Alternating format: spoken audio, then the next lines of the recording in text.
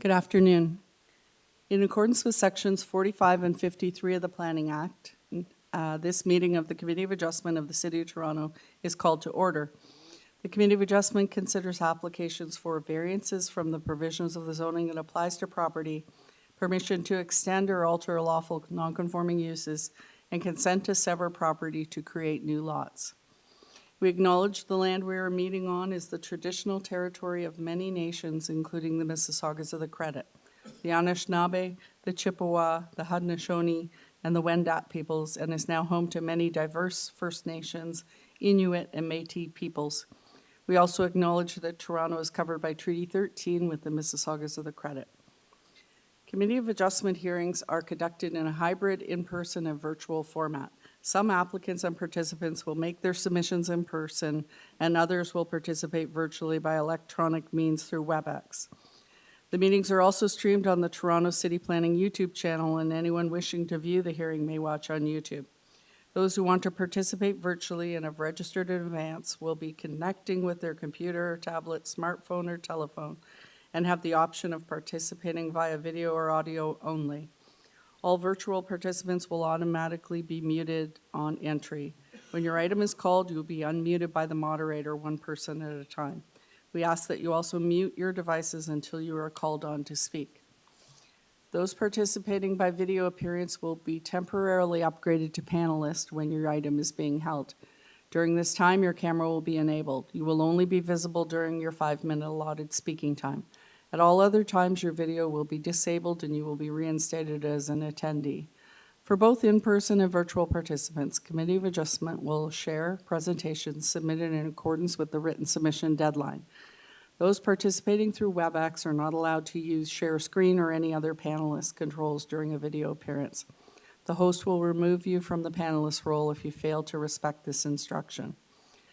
People attending in person today who want to receive a copy of the decision of the committee on an application must fill out a decision request card, and those participating virtually need to submit a written request for a decision by email. Please ensure that you include your name, address, and email address because the Committee of Adjustment and the Toronto Local Appeal Body will be sending notifications and appeal updates by email. If you do not agree with the decision of the committee, you may be able to appeal the decision to the Toronto Local Appeal Body, TLAB, or in some circumstances to the Ontario Land Tribunal.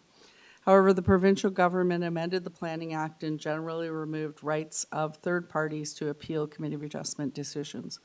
Only the applicant, the Minister of Municipal Affairs and Housing, specified persons, and public bodies are permitted to appeal decisions of the Committee of Adjustment.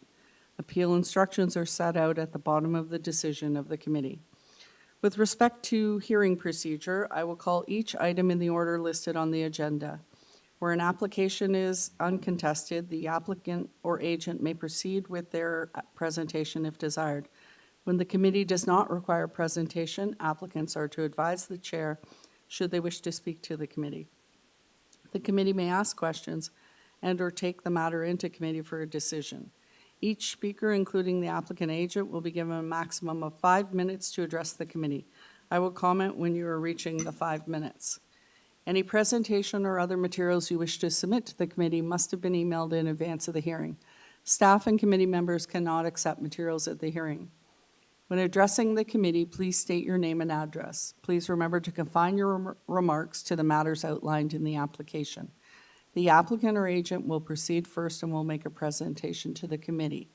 Please note the committee may not entertain revisions to proposals at the hearing today. The committee may decide to defer the application if substantially revised to ensure the revised application is accurate and that all those entitled to notice of the application are informed of the changes. Then individuals either in support or opposed to the application will be invited to speak.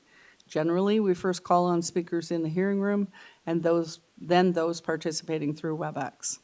Committee members may ask questions of each speaker after they've finished their presentation.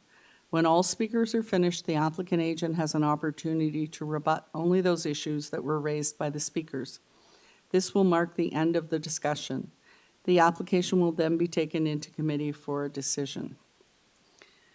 Mr. Deputy Secretary Treasurer, do we have any deferrals? Through you, Madam Chair, I have no deferrals noted for the 2 p.m. time slot. Thank you. Any declarations of interest by panel or staff? Oh, sorry, Madam Chair, we've been notified we have one deferral request. Okay. But why don't you go through your conflicts and everything, and then we'll have Okay. the applicant. Do we have any conflicts? No? All right. And no minutes to approve? Okay, thank you. So we could entertain the deferral request?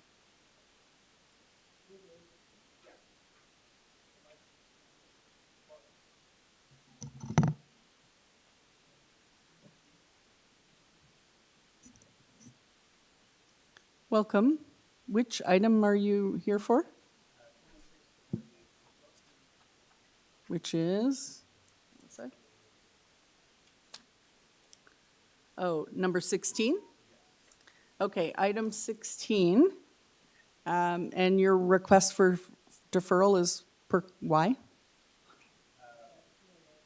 Oh yeah, sorry, name and address first.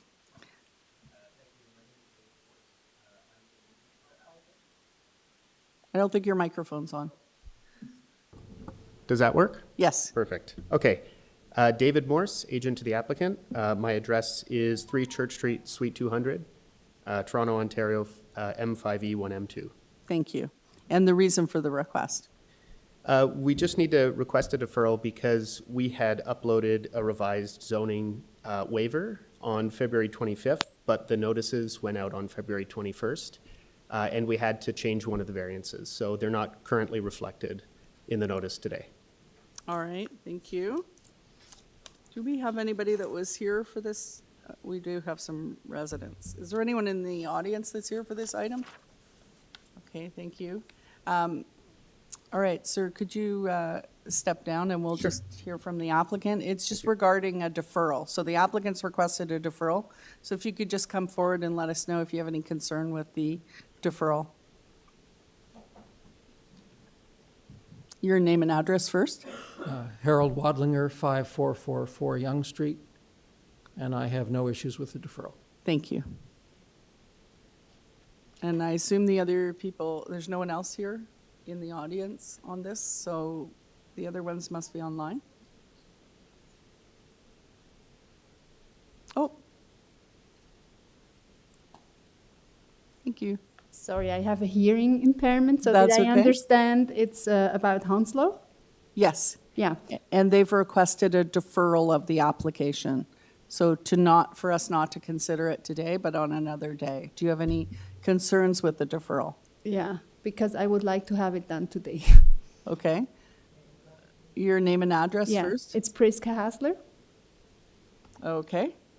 16 Sweeney Drive, North York. Okay. And your concern? I would like to just really, like, I'm not here at a later date. Okay. I'm right now here in the city. I'm living somewhere else sometimes, and busy schedule. Uh-huh, okay. Let's just see what this application is for.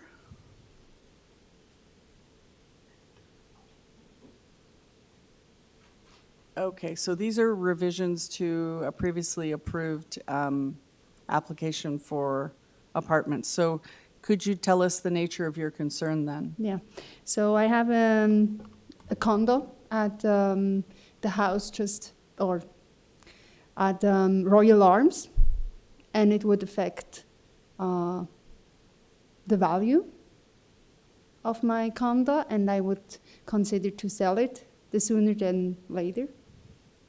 Okay, It's on the 7th floor, so it would definitely impact. your condo's on the 7th floor, Yeah. is that what you're saying? Did you participate in the application when it went through planning originally? It was such a long, it's such a long ongoing, so I was kind of like hoping now we know exactly what's going on, and then I want to move forward with some decisions. Okay. So you're just worried about the impact of a building. Absolutely, of the value. Okay. All right.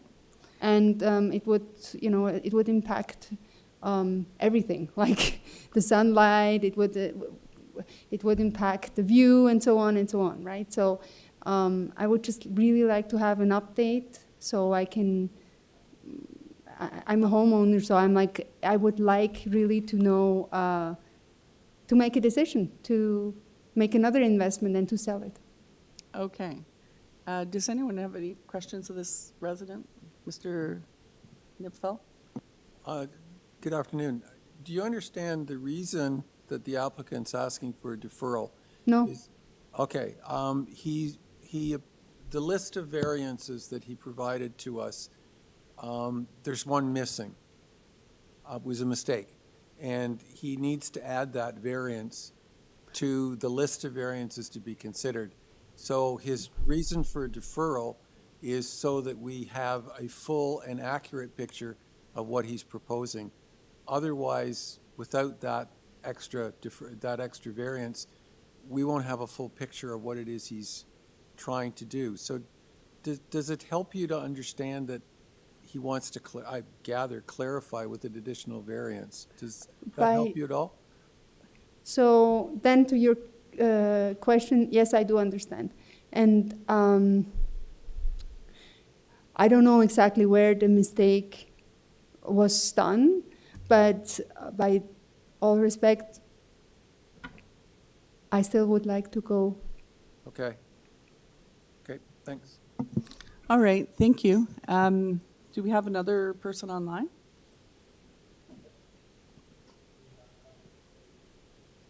Okay. Madam Chair? Yes, hi. Could we have your name and address, please? No, Oh, I'm it's sorry. Member Sankar. Ms. Sankar, Well, yes. Sorry, I had just had my hand up. I had wanted to sort of ask the last person who's up, since she's here, and let just say in case it does go through for, specific reasons, a deferral, since the two parties are here, and her want is to understand what the project is about in order to make a decision to sell or not sell, which I could totally understand from a consumer perspective. Since the applicant is here, can they not get together afterwards and talk about it? And, likely it could, even in the future, still go through, which may impact her anyway in the future. So I just feel since they're both here, might I make that suggestion as well? So I wanted to pose that. Okay, thank you. Let's just hear from the other resident before we move forward. Hello. Hello, could we have your name and address, please? Yes, my name is Regina Hu. I live in 5418 Yonge Street, so the same building as the previous speaker. So I live on the 10th floor, and I've been concerning about this development because we are west facing, so it will directly block our sunlight almost completely. Sorry, So that is sorry, my main hello, concern. hello. We are just Yeah. considering a deferral. Do you have any concern with deferring this application? The applicant has requested to defer it to a later date, so do you have any concern with that? I don't, but So you'll have an as a- opportunity, if it is deferred, you would have an opportunity to speak regarding the application at a later date. okay, that's perfect. Thank you so much. That's good to know. Okay, thank you. So from the applicant, I guess we can just ask a question before we take it into committee. Do you have a concern with speaking to this resident who spoke previously about the application following this matter? Not at all. I'd be happy to speak with them. Thank you. All right. Also, might I add, Madam Chair, just even for the person who was online, he could literally reach out as well to touch base with them since they're in the same building and there might be the same concerns. If staff were able to provide the information, yes, he could. All right, let's take this into committee. Mr. Nipfeld? Thank you, Madam Chairman. I think the deferral request is very reasonable, and I would like to move that the application be deferred to allow the applicant to update the variances that he's requesting, and also to provide him the opportunity of consulting with the people that it.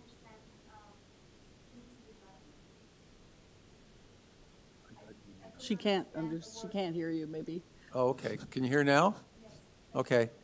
I'm moving that the application be deferred to allow the applicant to update the variances he's requesting, and also to consult with the people that indicated their concerns about the application today. All right, do we have a seconder? Ms. Sankar? Thank you. All in favor of the deferral request? That is unanimous. The deferral request has been granted. Thank you. All right. Back to item 11, 23 Hoyle Avenue.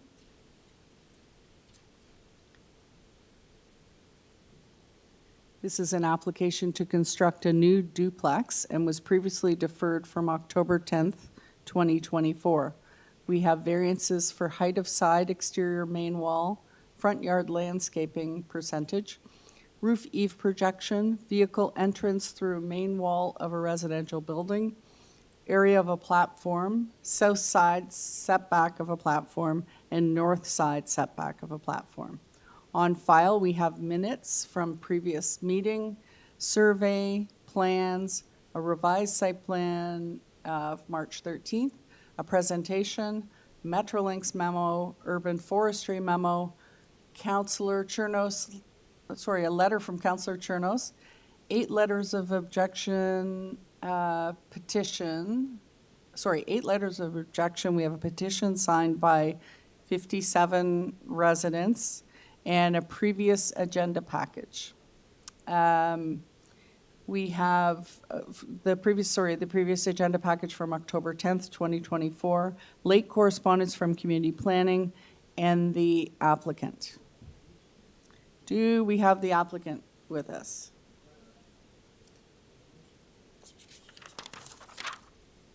I'm here. My name is Nushin Mozaffari from Icon Studio, representing my client, owner of 23 HOYLE Avenue. Thank you. And before we start, do you have any changes to make to the application today? Yes, Madam Chair. Variance number 2 for the landscaping area of the front yard is improved to 42%. Variance number 5 for the area of the deck is improved to 10 square meter. And variance number 7 is removed. Thank you. All right, so we have a number of people here regarding this application. So if you could please make a brief presentation to the committee. Sure. This application has been before committee on October 10th with very similar variances. If you consider the changed variances on the minutes of that hearing, the only reason that the application was deferred was that the title of the application was changed to duplex. And we are here back with the same application, almost same proposal and very similar variances under correct title of duplex. This proposal is a multi-generation family-based residence for my clients and their daughter who is getting married soon and wants to live in the basement, have independent access and units, and still be close to her parents. As you see, we are asking with removal of variance number 7, we are asking for 6 variances. 2 of them are related to the proposed garage. Number 4 is for having a garage door through the main wall, and variance number 2 is for the area of the garage for the driveway that reduces the open landscape area, which we improved to 42%.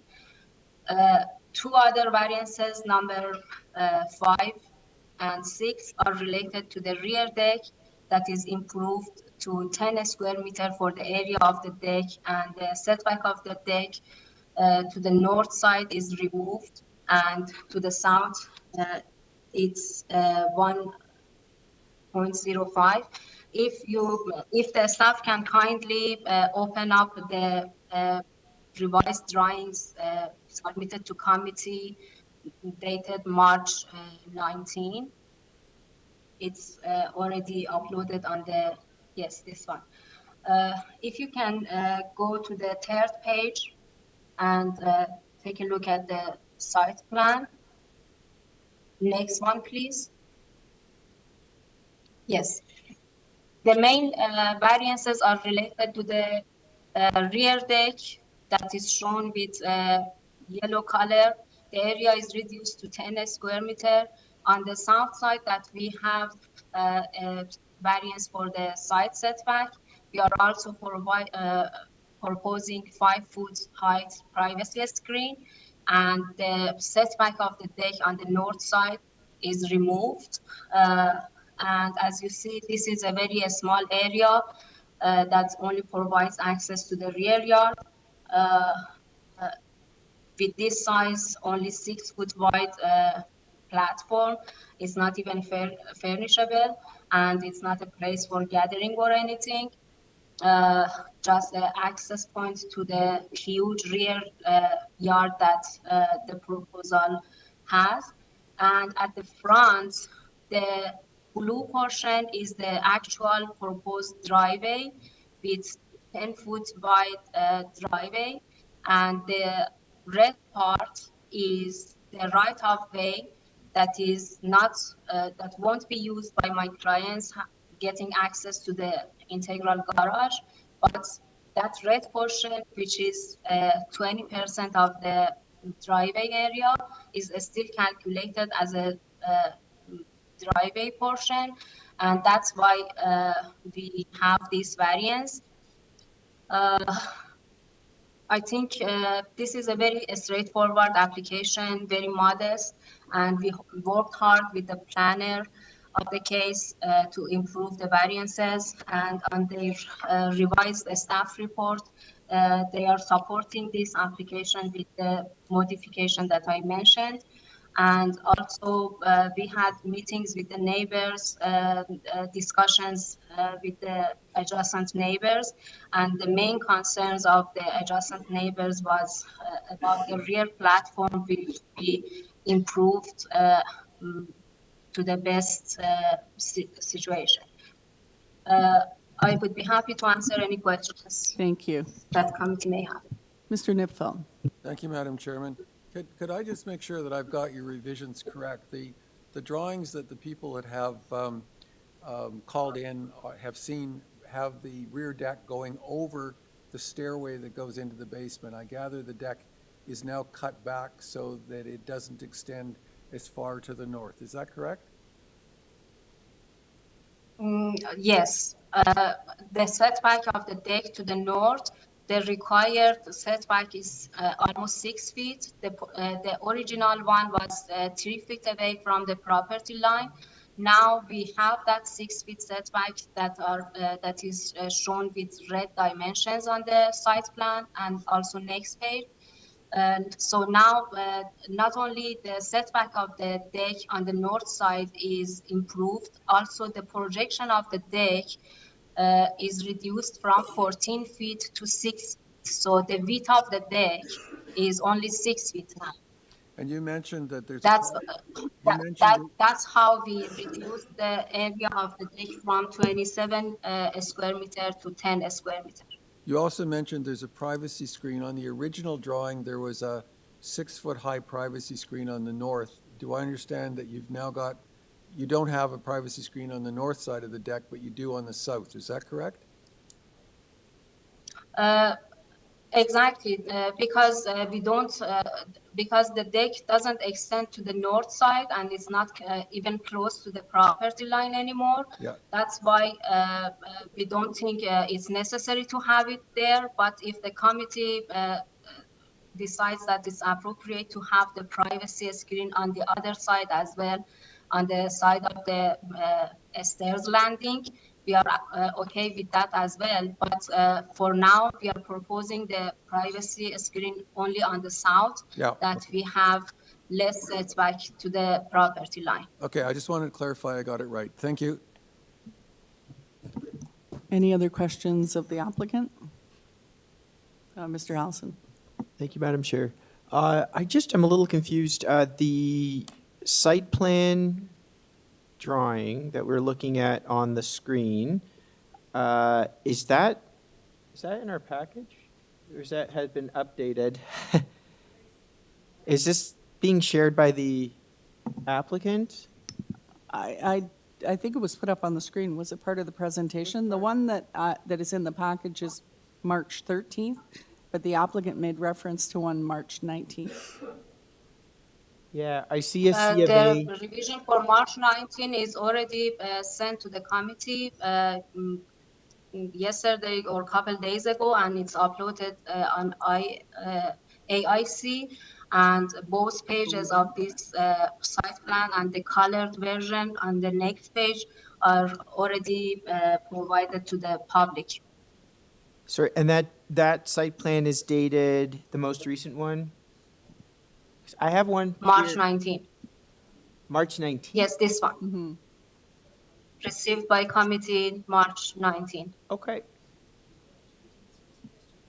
Mr. Secretary Treasurer? Mr. Chair, I'm sorry, Madam Chair, this is the application where we had a very late email and attachment from city planner Oh, right, from this came yesterday. in So if late you yesterday. would like, we can put up the email to confirm the changes are Sure. in line. Let's That's just okay? put it up. All right. Yes, I recall. Thank you.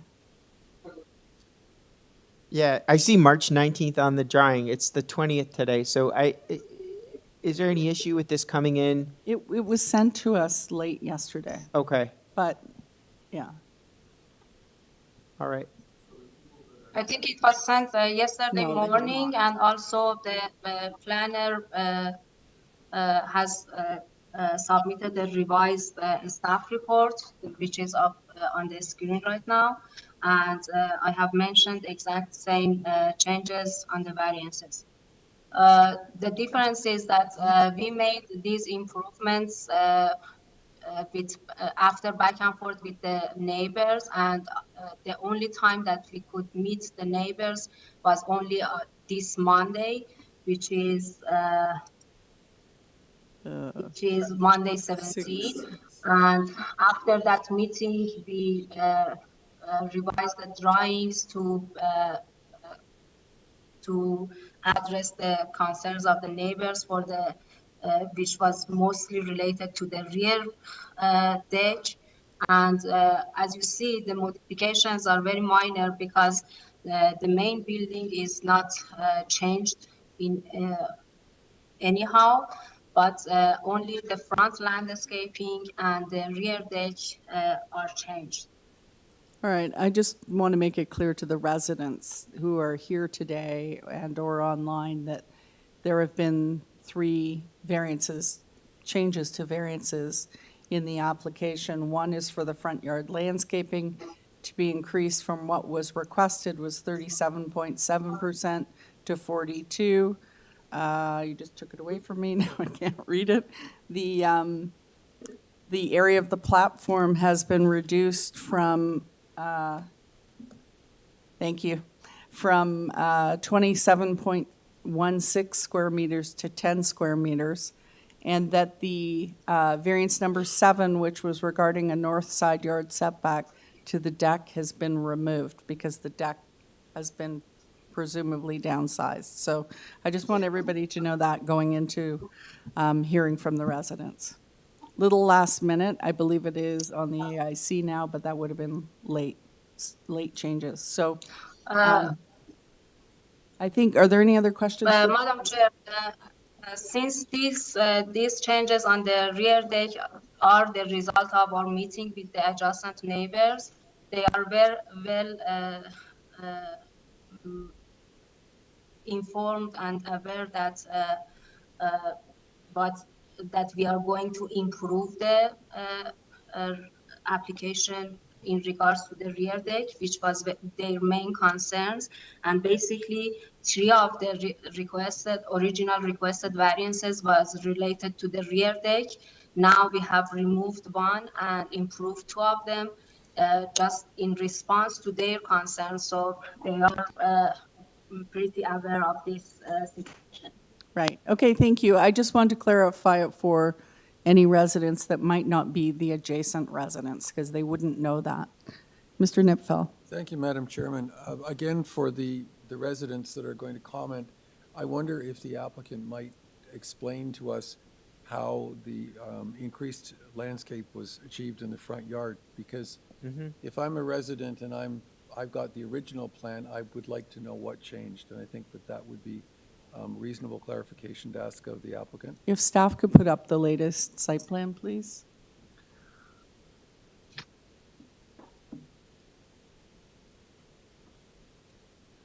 If you can kindly go to the next page, which is color coded, it's easier to read. Basically, what we have, the previous driveway was, if I'm not mistaken, it was 11 feet wide. Now the width of the driveway is reduced to 10 feet all along. And consequently, the landscaping area between that red portion and blue portion, which was there in the previous version, is wider. And also the landscaping area on the other side of the driveway, between the driveway and porch, is increased. And this way we have reduced the portion of the driveway as much as we could to achieve the supportable number with the planner, because on the other, in the meanwhile, that the main concerns of the neighbor was about the rear deck. The main and only concern of the planning was about the front yard landscaping variance, and that's how we tried to address all concerns of all parties here. All right, thank you. I think we've clarified. Are there residents in the audience today? Could we have you come forward, please? State your name and address to start. Just make sure the microphone is on. Is the microphone on? Sounds like it I think is. so. Sounds like it. My name's Al Keevy. I'm with the South Eglinton Davisville Residents Association. I live about 4 blocks from the subject property. Just before we begin, we were aware of the changes. We view them as minor, not very significant, not addressing what we had in mind. Sort of a little bit of a whack-a-mole going on. Privacy screen moved from the north to the south. So we're ready to go today. We don't need another deferral, yet another deferral, I believe. What I'd like to do is my little marathon thing where I go through 10 slides in 5 minutes. It seems to work. Let's try it again. Can we go to slide 3, please? I was a little surprised with the agent indicating that this application was modest. She used the term modest. I can think of another adjective that starts with the letter M. I would say massive rather than modest. It's certainly not modest by the scale of the neighborhood. It is permissive with respect to duplex. We're saying it's nominally a duplex, which means you can go to 19 meters, but you can't, you should not pile on and add bulk to bulk to bulk as well. So I just provide that by way of context. Next slide, please. This is a bit of a visualization of the project, looking at it from the south. We have 19 meters on the surface, that's the length. There are 2 bump outs on the front and the back that extend the property by 1.5 meters. And the new revised deck at the ground level extends the back by 1.83 meters. So this is the the theme of it, we're adding bulk to bulk to bulk. So it is not only large by standards of, permissive standards of a duplex, it's very large by neighborhood standards. Next slide, please. We're still faced with the same problem. The bylaw in our neck of the woods, in our catchment, is 4 square meters. In our neighborhood, and I used the example of 32 HOYLE across the road, was recently approved at this committee some 2 years ago at 4.5 square meters. It was subsequently built, actually a little smaller at 4 square meters. So 4 square meters is the standard, is the bylaw that's in place. Part of the reason is to reduce privacy and overlook. The house across the road, the balcony is at 7 feet above grade. This balcony is 9 feet above grade. So we believe that 4 square meters should be our target here. Next slide, please. This overlook condition was from an earlier slide where there was no privacy screen on the south side. I see that a privacy screen has been added there. I think that provides perhaps a small improvement in privacy and overlook, but it does increase the bulk on the south side of the property. Next slide, please. One of the problems that we've brought forward a number of times is the location of a boundary tree. If you can see from this visualization, the boundary tree shared with the neighbor is just at the foot of the stairs. The revised plans from the applicant propose to move the stairs closer to the house, but we still do not have a proper, there's no arborist report issued for this application. Typically, what we see in our neighborhood, if there are 4 or 5 or 6 trees on a property, an arborist report is typically provided. So we think that the urban forestry conditions aspect of this application have not yet been addressed. Of course, the boundary tree is owned by both neighbors. While it's of smaller circumference, the neighbor to the north would have to give permission to remove that tree. It's still an outstanding issue for us. Next slide, please. The improvements that they've made to the current application have improved the shadowing condition marginally, so we can just pass through this slide. Next slide, please. Our key issue in this particular application is that we believe that the eaves are too close to the north lot line.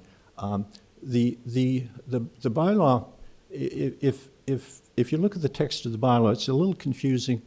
It actually says that the eaves, or what we call the line of eaves, should be 30 centimeters. That's 12 inches from the property line.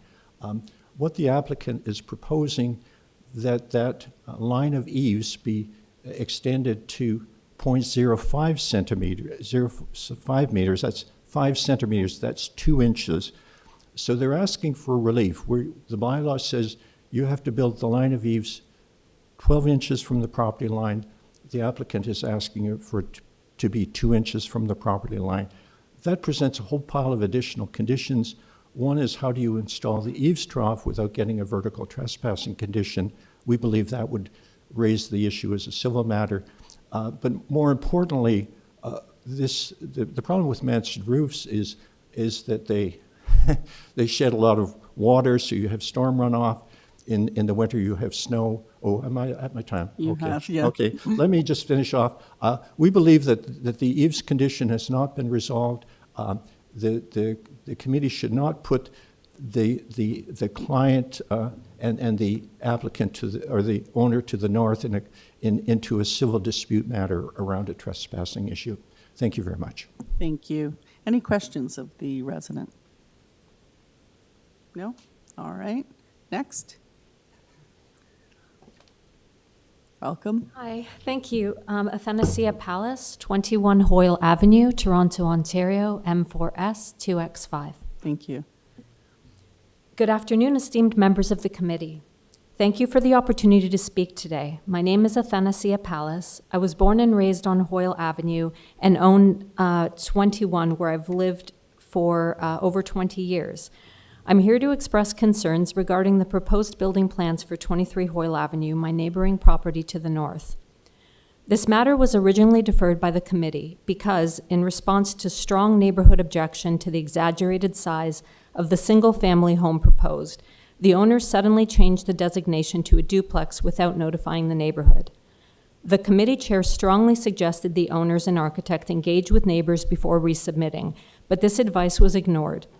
We did meet 3 days ago at our request, and while some changes were made, the revised plans still do not fully address the concerns raised by the community.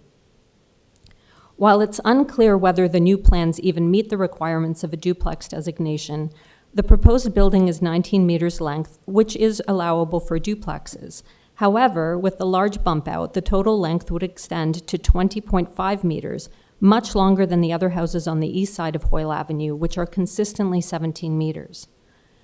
Additionally, the proposed back deck, elevated 9 feet off the ground, exceeds the allowable size by 250%.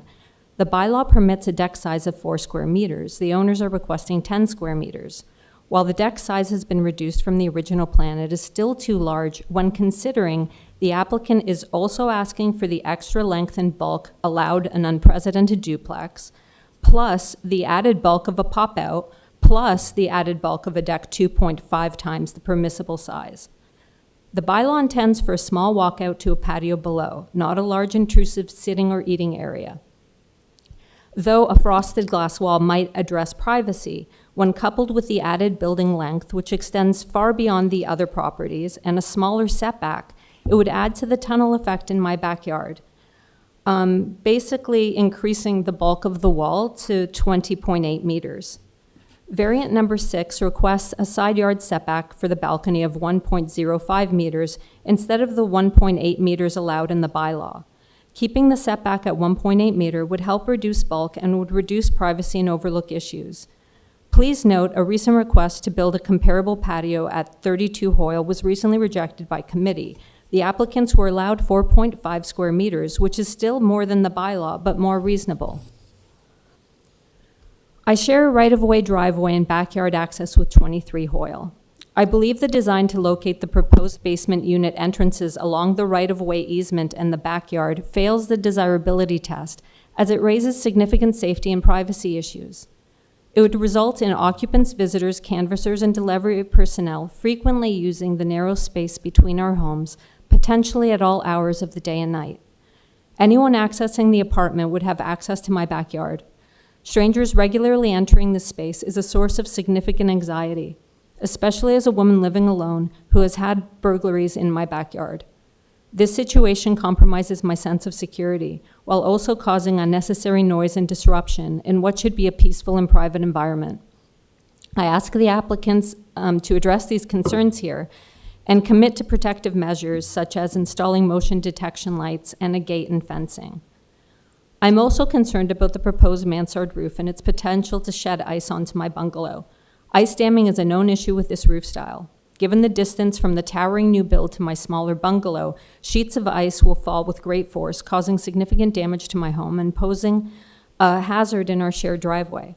At 42 Banff Avenue, a few blocks to the west, an identical situation has resulted in yearly damage to the bungalow's roof, including ice smashing through the skylight.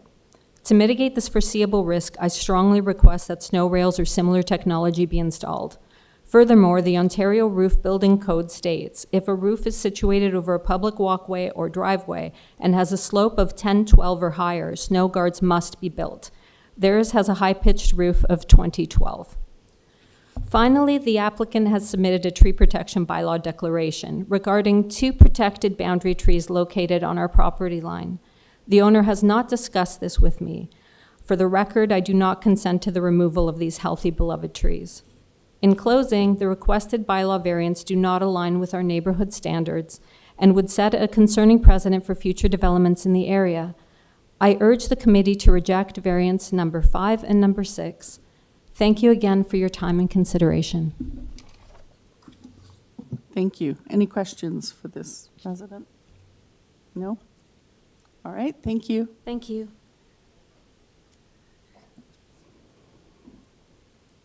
Welcome. Hi, good afternoon. So my name is Dr. Lauren Torben. I live at 25 Hoyle, Toronto, Ontario, M4S2X5. Good afternoon. I want to thank the committee for the opportunity to speak to my concerns regarding the duplex to be built at 23 Hoyle. I have lived at 25 Hoyle for 32 enjoyable years on this neighborly small street of a mixture of vintage and new homes built to the same scale. The huge building that's being proposed does not fit in given its massive size in both height, length, and bulk. We have over more than 50 signatures by neighbors largely concerned about this bulk. My two concerns relate to two variances. Number 3, the proposed positioning of the eaves so close to the property line, and number 5, the proposed huge rear platform. Both of these will have an adverse effect on my quality of life at 25 Hoyle. First issue, eaves troughs too close to the lot line. The proposed eaves are to be 0.05 meters, which is less than 2 inches from the north side of the lot line, instead of being no closer than 0.3 meters to a lot line. The building of the eaves coming to 0.05 meters of the lot line would be, with the addition of the eaves trough, now goes over the lot line. I think it's really important for the committee to understand how the combination of, 1, the proximity of Hoyle houses to each other, being 0.45 meters from the lot line, the proposed height of 23 Hoyle compared to my house, 10 meters versus 8.9 meters, the selected mansard type roof, which is known for its ice damming effects, resulting in sheets of ice flying off onto my roof, my eaves, my new skylight that's put in, which can cause a lot of damage, potentially harming my cable, my internet, not to mention human beings that have to walk between the small distance of the houses when Rogers or Bell comes to do repairs. These 3 factors together are a recipe for great potential damage to my house at 25 Hoyle. This is not Leaside or North York or Forest Hill, where there's a safe distance between the houses so that ice and snow and rain will not fall on the neighbors' roofs. The remedies, I'm asking the committee to practice preventive medicine here. Definitely do not allow the eaves to be closer than 0.3 meters to the lot line. Stay within these very important bylaws, which were set up for a good reason, safety and protection. Ensure that snow guards, snow melting devices be implemented. The client did fully agree to this at our meeting in person about the snow rails and snow melting devices on March 17th. I would like that agreement in writing, please. Lower the height of the proposed 23 Hoyle or change the mansard type roof so that we don't have such a steep sloping roof that causes such damage to our neighboring properties. Also important is shoring of my property. The small setback of 0.45 meters is a concern of mine when the foundation is dug. I've noticed in neighborhood shoring of properties has been done to prevent damage. I trust the engineering department will take this into consideration. Issue 2, size and height of the second story platform. It should be 4.4 meters squared. 10 meters squared is 250% larger than acceptable. Bulk effect, as mentioned. The duplex is already 19 meters long. Adding the pop-outs, 20.5. Adding the deck becomes 22.3 meters long. My house is 17 meters long. This is 6 more meters than all the houses on the east side of Hoyle. The proposed 10-meter square deck is 9 feet off the ground, with a stairway running down the north lot line right along the side of the fence between the houses. It's undesirable, disrespectful, does not fit in with the neighbors. 32 Hoyle, as been mentioned, came before the committee. They were only allowed 4.5 square meters. I don't understand why a 10-meter square deck is allowed to be built, could be built here, when every other house has a 4-meter square. They want to have a big deck. They can go down to the ground, 2 inches off the ground, and build as big a deck as they want. Also, the arborist report, I have not received anything about the boundary tree. No one has talked to me at all. With the stairway coming down, that tree is likely to be killed. I do not want that tree touched. Your time is up, unfortunately. Okay. I just ask for removal of the variances number 3 and number 5, Thank you. the deck and the eaves. Thank you. Just so you know, the committee cannot impose conditions on applications regarding private arrangements made between landowners. So your comment about the roof guards and the ice melting and that type of thing is not something, first of all, there isn't a direct variance for the roof. And second of all, it's just not something the committee can impose, just for your information. All right, does anyone have any questions of this resident? Nope. All right, I take it we might have some people online? Thank you.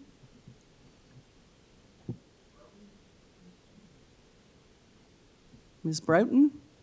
My name's Heather Broughton. I'm one of the residents on HOYLE. I'm 11 HOYLE Avenue, M4S2X5. Thank you. On the same side of the street. So we have heard from 3 residents now. Is there something additional you want to add to the list of concerns, or have you heard what they have mentioned previously? I have heard what they've mentioned previously. I'm very supportive of what Lauren, the previous speaker, and Nancy, the previous speaker to her, have said. My letter was indicating that for sure the second-story deck was a significant concern. So if it could stay at the 4 or 4.5 meters squared, that would be ideal. And then also the eaves piece, that was very important to me. So Okay. I'm just supporting the ones that have come before. Thank you. Perfect, thank you very much. Any questions of that resident? No? Okay. We have someone else? That's it? Okay, great. If we could get the applicant back to address the concerns that have been raised by the residents.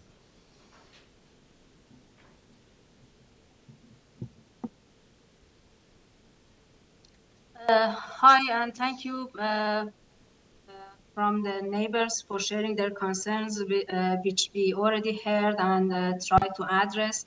I'm a bit surprised hearing so many concerns for only 6 variances. But I try to be quick and address all of them. For the privacy, as you see in the modified application, we have a generous setback on the north side, which meets the required setback. So I believe there is no privacy issue on the north side, and we are proposing a privacy screen on the south side, and it's a glass privacy screen not to block any sunlight, although we are located on the north side of the neighbor, so we won't have any shadow on the south neighbor's property. For the trees, we already have submitted application with the forestry, and with pushing back the stairs of the deck and the walkout stairs, the concrete work of walkout is out of the tree protection zone of those trees. We are not touching those trees. They stay, and although they are boundary trees, many of them are private owned trees, but anyway, the trees are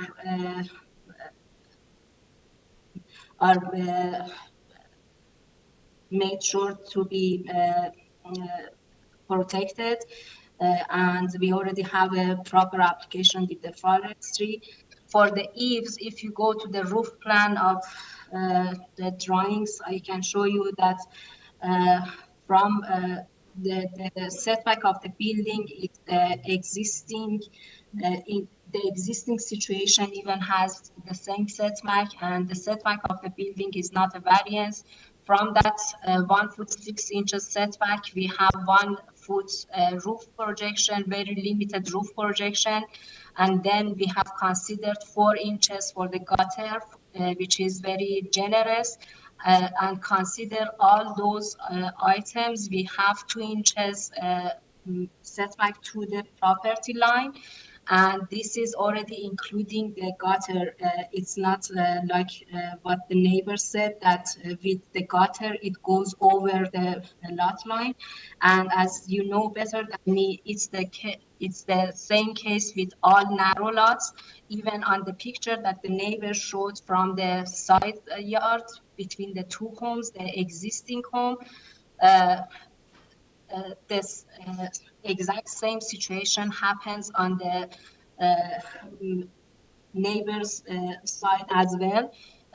They also have 2 feet setback from the property line and more than 1 foot roof projection.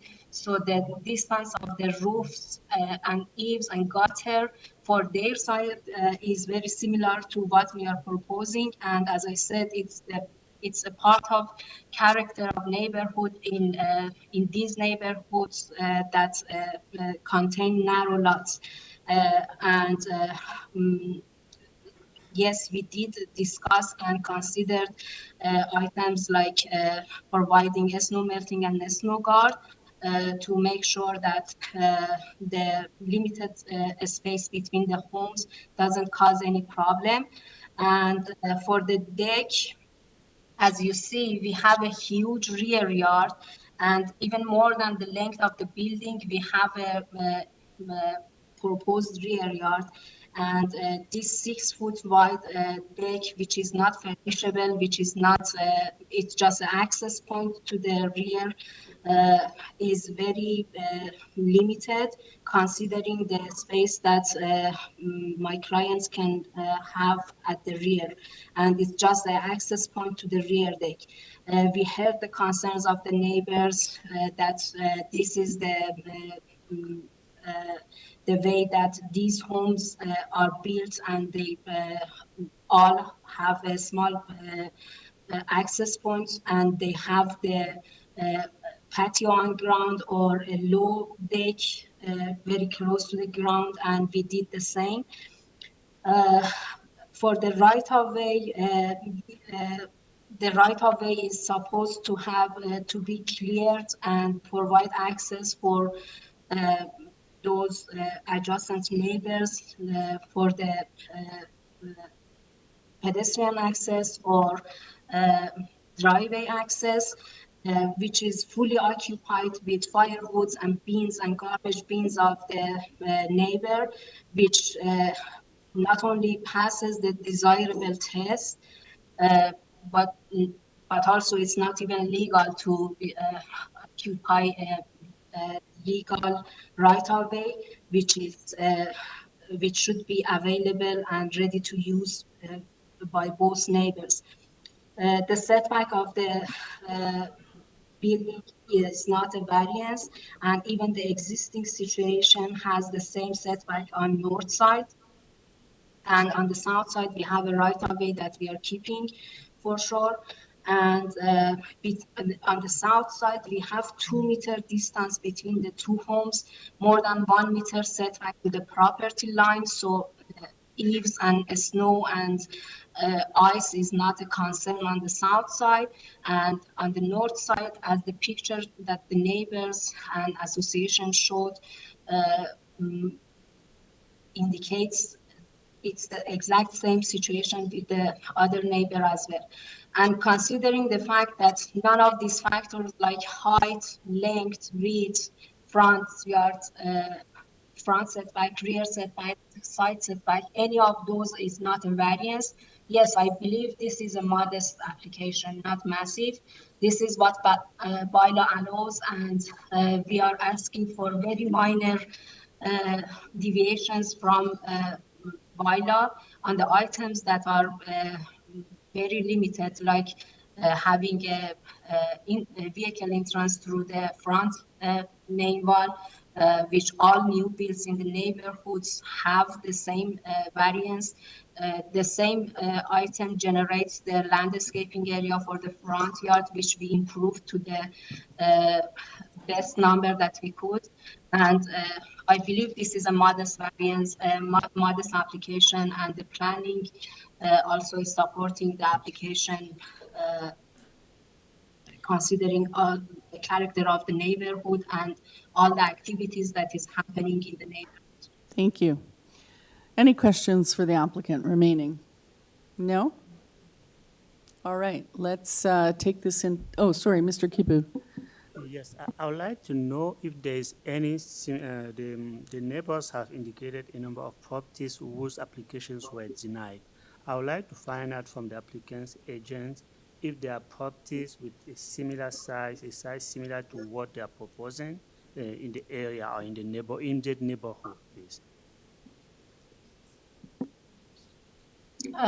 With a similar size of property, Yeah, properties which have whose characteristics are similar to those your client is putting forward today.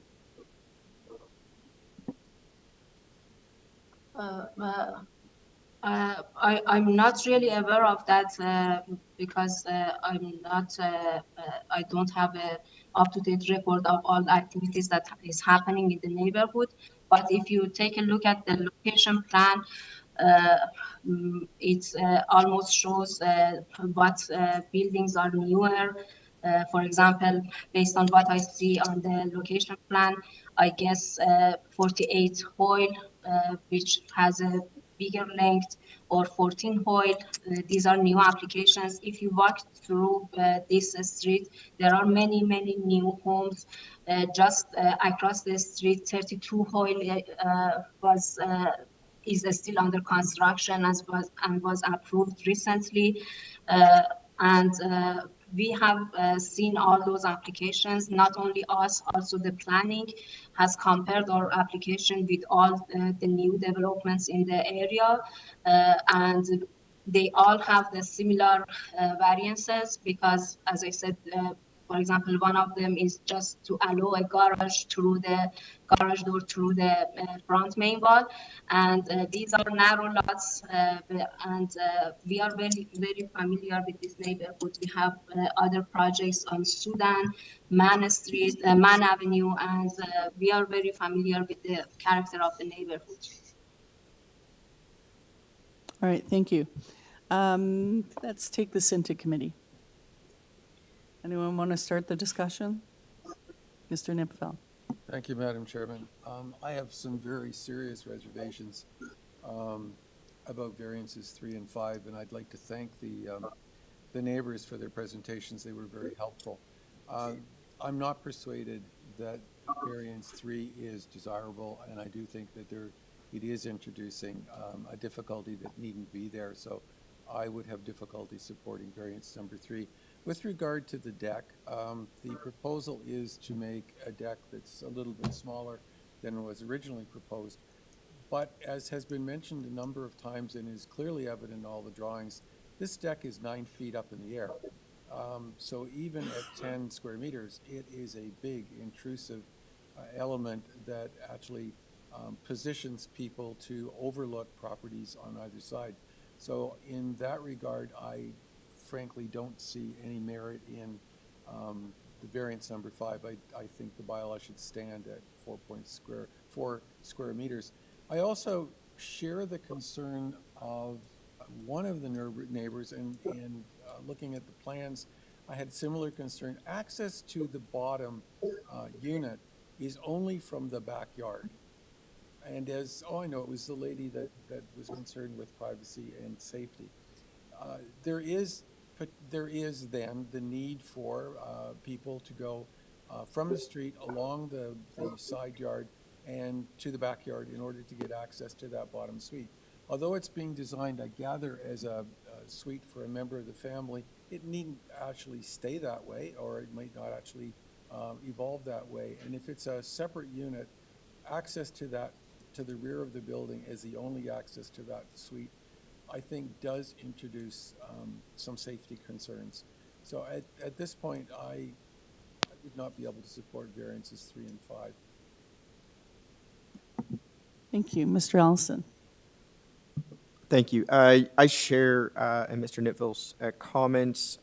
Actually, my interpretation might have been a little bit different. I definitely variance number 3. I have some concern just given the proximity to the lot line, and this is it being proposed as a new dwelling. Essentially, this is not an addition or extension. So now, because the building depth I know came up a lot of times, there's a pretty clear delineation of a rear main wall at or about 17 meters, and I think one of the neighbors did a really good job of showing that. Now, the as of right, my understanding is 19 meters. They're within the as of right. They're permitted to go that far back. It really only is a little bit further than the projection of the neighbor. Certainly, the neighbor to the north. There is a little bit more projection, obviously, to the neighbor to the south. And I take the applicant's submission that there is no variance for building depth. However, just kind of adding on to the concern about the platform at the rear, I just think given the fact that the applicant is maxing out that building depth at 19 meters, there needs to be some form of, you can't just say, well, the building depth, I have 1 meter or whatever it is, have you on the one side, and then just say, well, just because I have that with the building, I'm therefore going to continue the platform. I think there's an obvious little bit of opportunity there to increase or at least maintain the as of right, at least on the setback for the platform on the south side. I'm glad to see them remove the variance for the other side. I think that assuages concerns. I think I was okay with the 10 meters squared on variance number 5, but it was variance number 6, which is the proximity of the platform to the neighbor to the south, that I'm not supportive of. Because really it is rather close, the building already, and the extension of the deck at that height really just becomes an extension of that main wall. I think with a little bit more setback, the as of right, it would push it in another 2 feet. It really helps to mitigate the massing at the rear. But, I guess that can be done either through refusal of the overall area through variance number 5 or refusal of variance number 6, which has to do with the setback. And really with number 6, that condition with the neighbor to the south is probably going to be the most impacted. It's a bungalow. And their rear main wall only goes back so far. That said, I think everything else, generally is supportive just because of the fact that this lot has a lot of depth to it.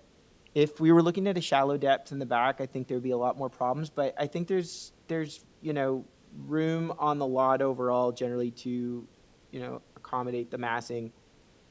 I'll leave my comments there. Other than that, I'm glad to see them bring up the softer landscaping. I think planning was initially asking for something closer to 50% in their initial report. It's hard with this property. I would expect it to basically no give to accommodate that driveway. And they've already got a porch and a roof over that porch, which is taking away from that landscaping. It could be one of those situations where you say, well, you can have one or the other, but when you have both, you really start to fall short on the variances. I don't know if my colleagues feel the same way, but yeah, number 2 and number 4, the driveway and the soft landscaping, they're kind of working hand in hand. I'm on the fence with that one, but I'm leaning towards support. I'll leave it there. Mr. Kubu? Yes, thank you, Madam Chair. I see that the applicant has made some changes or improvement to the applications, but I'm still also concerned that when we deferred this application in October, I saw one of my notes. I personally supported the deferral on the basis that, on the understanding that the applicant will have a meaningful conversations with the neighbor. I'm not quite convinced that that conversation did happen. It is true, based on the recommendation from the staff, a lot has been done to improve the application. Maybe had that discussion taken place, this application would have been in a far better shape. And when we're hearing from the neighbor, it's quite clear that they are very supportive of the application, but they have what I would call genuine concerns. And my colleagues have also raised some of those concerns. So I'm still quite cautious about this application. Thank you. All right, would Ms. Sankar, go ahead.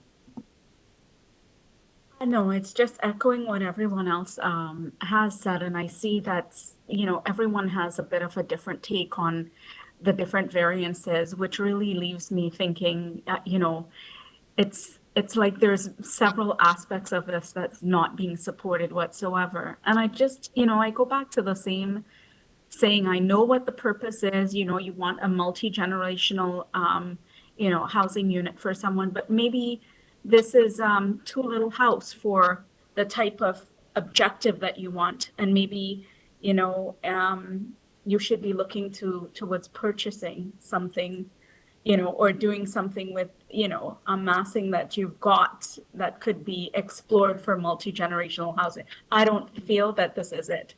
And I'm really persuaded quite a bit by what the neighbors presented as well. Thank you. Would someone like to attempt a motion? I'm happy to bring a motion. I'm a little undecided on variance number 5 for the platform area, whether or not that's a modification or just if my members kind of feel that just given the height and given the fact that they're at 19-meter depth on their main wall, that they should just stick with the 4 meters and drop it down to a low platform. I think that's. I agree. I think the impact of it is exacerbated by the length that's as of right. So I think that normally 10 square meters is actually not that large a platform. It's not, yeah, we prove that all the time, but. But I think the fact that it's that high and that it's added on to that building depth. It's taking advantage of the 19 meters because of the fact that it's a duplex. And it's whereas not, most would be at 17. and the duplex is not characteristic of the neighborhood anyway, so of this immediate area. So, you know, like Yeah. it's not that you can't build the duplex, obviously, it's as of right, but it does have a bigger impact just as it is, let Yeah. alone adding things on that require variances. Sorry, can I? Right. True. Yeah, I think Ms. Sankar had Ms. a, Sankar, you want to add something? jump in. No, I'm sensing that member Allison is going to move forward with an approval, but a modification of the actual variances. So I just wanted to say that I would have outright refused it, so. Okay. I'm- No, that's I'm just helpful. putting that I out wasn't there. going to It doesn't modify matter it just what- based on the comments. Yeah. Yeah, no, for sure. I put a motion forward that hopefully will pass. So maybe I can just give it a shot? if Yep, please. There's no other comments? Go ahead. Okay, so I will make a motion to approve this application in part. Variance number 1 that is approved, variance number 2 modified to 42%. That's for the soft landscaping. Variance number 3 for the eaves refused. Variance number 4 for the drive or the point of access into the building. I'll approve that. Variance number 5 for that rear platform area is a refusal. Variance number 6, I'm going to put a refusal for this as well, just because if there, I do think that there needs to be some sort of mitigating factor to the property to the south there, and I think it's easy to build within the as of right. There's no reason for it. So yeah, number 6 would be refused as well. As number 7 was removed by the applicant. I guess we don't need to put a condition of privacy screening on the south side. They're going to have to redesign the platform, so that's out. But I do see urban forestry number 1, and I would like to tie the first variance for the side main wall height to the north and south elevation. And that's just reflecting staff comments from the fall. I think that's appropriate, just to ensure that. Any of my changes? Oh, that's a good point. We're just tying the side main wall height, though. It's just tying, it just refers to the elevation, north and south elevation are just in reference to variance number 1 for that 8 point. I That's, can't hear what city planning is saying. Sorry. Sorry, Ms. Sankar. The question was, do any of the changes that Mr. Allison's proposing affect the elevation drawings, which he wanted to tie the application to? And we were saying they would tie it to the balcony or the platform, but Mr. Allison just wants to tie it the sidewall height to the elevation, so we think it's okay. just the north and south elevation. And that's just reflecting staff comments from the fall. I don't know if there's, yeah, but that's my motion. See where it goes. Okay, do we, Yeah, so variance number 1 for the side exterior main wall heights will get tied to the north and south elevation drawings. I guess the most recent, I don't know if we have a date, but the most revised plans in my package are from March 13th, substantially in accordance with. 19th, thank you for that correction. do we have a seconder for the motion? Mr. Nipfeld, thank you. All in favor of the motion? So that is 4 in favor? Opposed? So I'm only opposing because I would have refused the entire thing outright, so. Okay, just thank letting you. It was curious of what I missed. Ms. there. Sankar Thanks, Ms. opposed. Okay. The application has been approved as amended. Thank you. What? Thank you. Okay, I think we need a 5-minute break.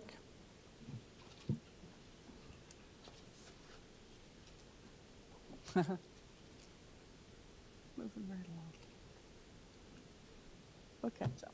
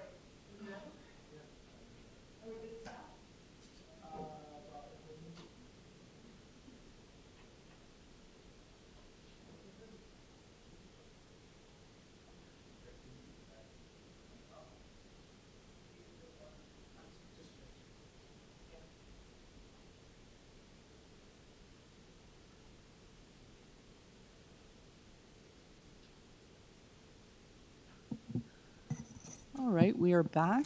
We are on item number 12, 180 Connaught Avenue. And this is an application to construct a new deck, previously deferred from November 7th, 2024.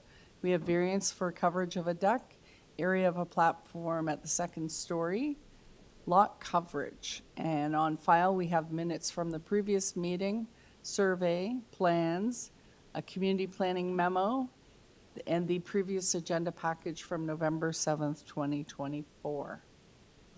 If we could have the applicant, please. Yes, good evening, Madam Chair. My name is Shane Gregory, agent for the owner at number 180 Connaught Drive. My address is 48 George Street in Markham. Thank you. Any changes to make to the application today? There have been no changes since the submitted plans, no. Thank you. Do we want a presentation on this application?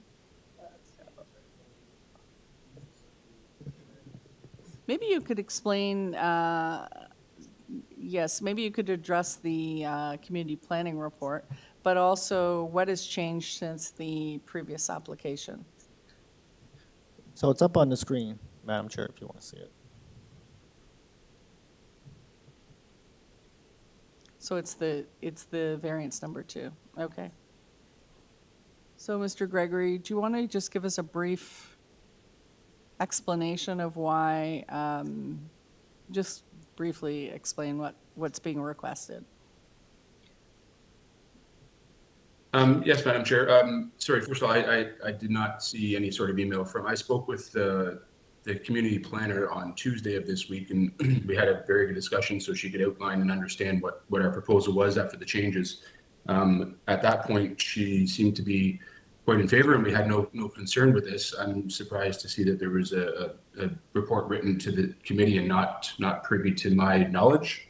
So it's what not we exactly, have, sorry, it's not exactly a report, but on March 12th, I guess she made a comment to the committee saying that, recommending that variance number 2 for the platform area be refused.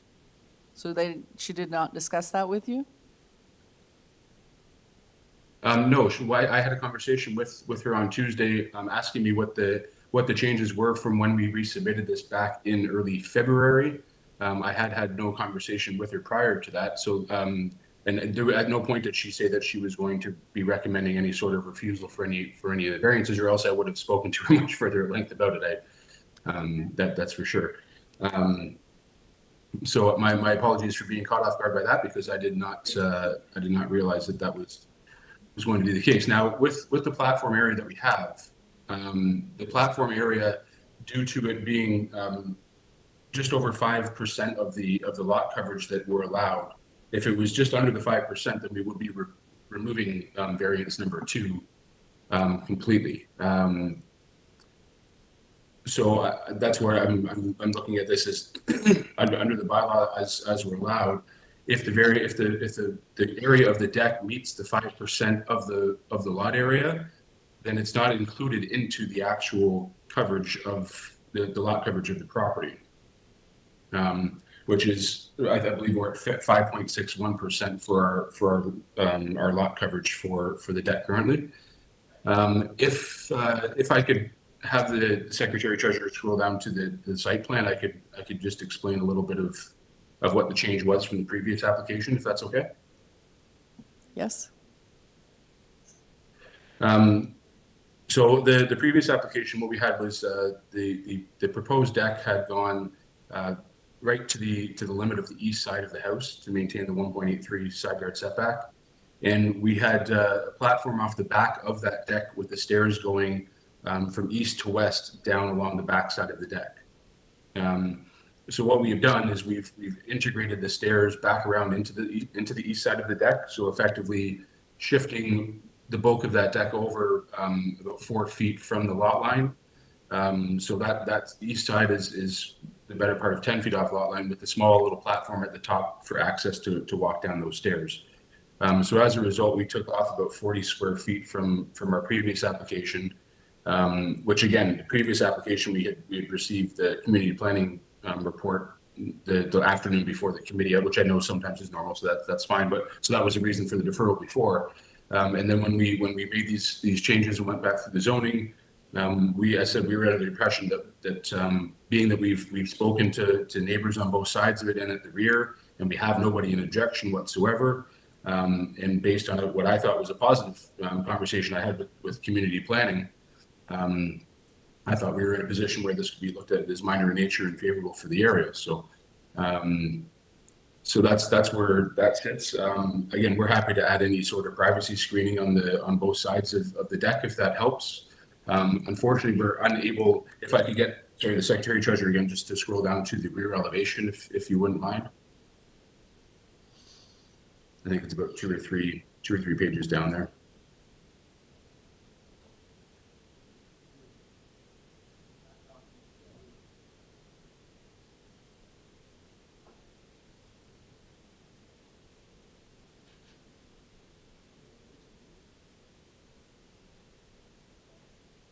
Yeah, right there. Yes.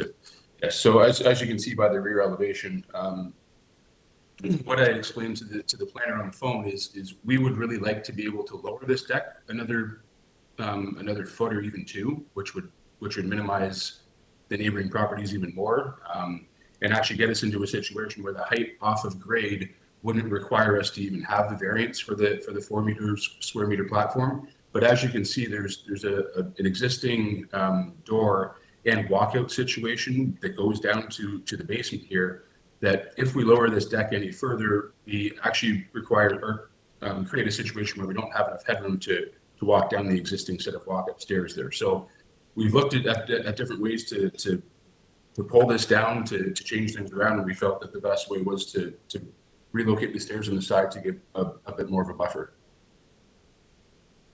So if there's any questions I can answer from committee, I'd be happy to do so.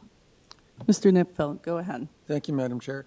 Did you indicate that you have had discussions with the neighbors at 182 and 178, and they're both in favor?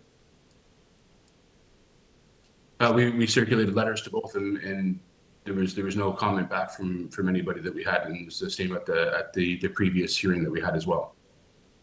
Okay, thank you. Any other questions? Sorry, through you, Madam Chair, if I may. Letters were also passed to the rear yard neighbors as well. It wasn't just the two on both sides. Sorry. And you didn't hear back from anybody? No. Okay. No other questions? No, thanks.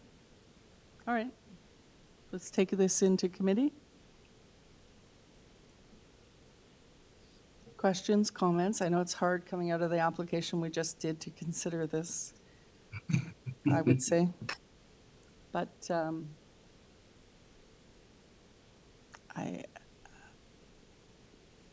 mean, the fact that nobody is concerned with it, I don't feel that planning, I mean, having a recommendation to refuse it with no background or supporting explanation of why to refuse it, I don't find very helpful.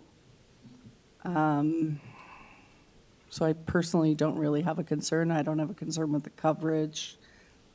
But I'll leave it at that. Mr. Nipfeld. Thank you, Madam Chairman. I would normally have a concern with the deck because it's up in the air, but as the applicant has indicated, he's undergone lots of analysis to try and lower it, and it's about as low as he can get it. The integration of the stair is an interesting way to reduce the size of the deck and also reduce the impact of the stair. I sometimes would be inclined to suggest screening, but only if there was a real overlook problem and if the people on the other side were concerned, and they obviously have not been concerned enough to state that. So I don't even think I would necessarily think screening was appropriate in this case. Thank you. Anyone else? Comments? Mr. Allison. Thank you. The comments from my colleague are very helpful. I'm on the fence with this one, I'll be honest. I think just because, typically, like, part of the reason that they're getting such a high area is because the deck is really extending from one side all the way to the other. It's a big lot, so to your point, it helps to mitigate some of the impact. Just comparing this to the last application, they've got a 1.83 meter setback on both sides, which is also very helpful. It's just sort of different in nature. I think for me, it comes down to just kind of precedent in the area. It's an area that's in transition. You've got older houses, like the ones on either side of this property, and then this one actually, which is one of the larger, newer houses on the street. In sort of my review, I've seen in some of the newer balconies, it typically they'll be bigger than your 4 meter square, but typically they'll just be sort of like for a portion, maybe half of the rear main wall, and then there'll be a basement stair or something underneath. But in this case, it's extending from side to side.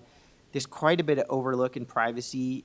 You get a pretty clear shot of it from the adjacent street. The neighbor on the one side is a corner street, so you get a pretty clear sightline view of the backyard.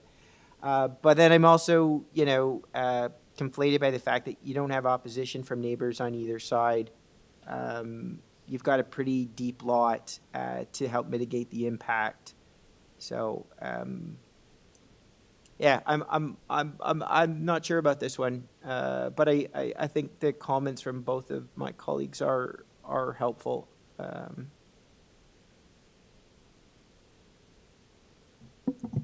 Would someone like to make a comment? Mr. Kibbutz. Madam Chair, I would like to say when I read the staff report, I was quite concerned.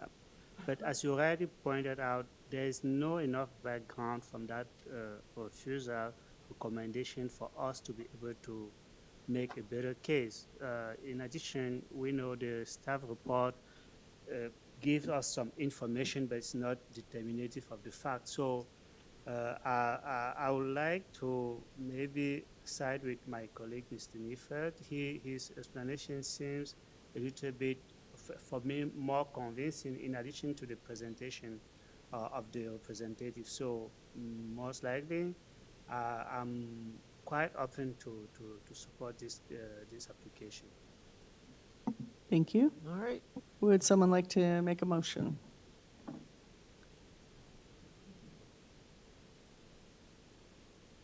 Okay, Madam Chairman, I'd like to move approval of the application, and I don't believe there are any conditions.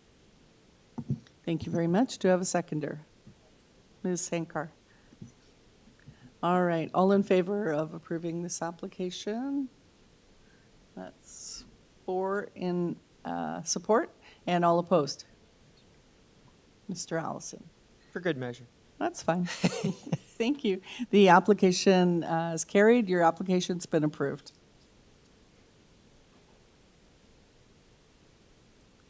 Thank you very much. You're welcome. Moving on to item 13, 88 McAllister Road.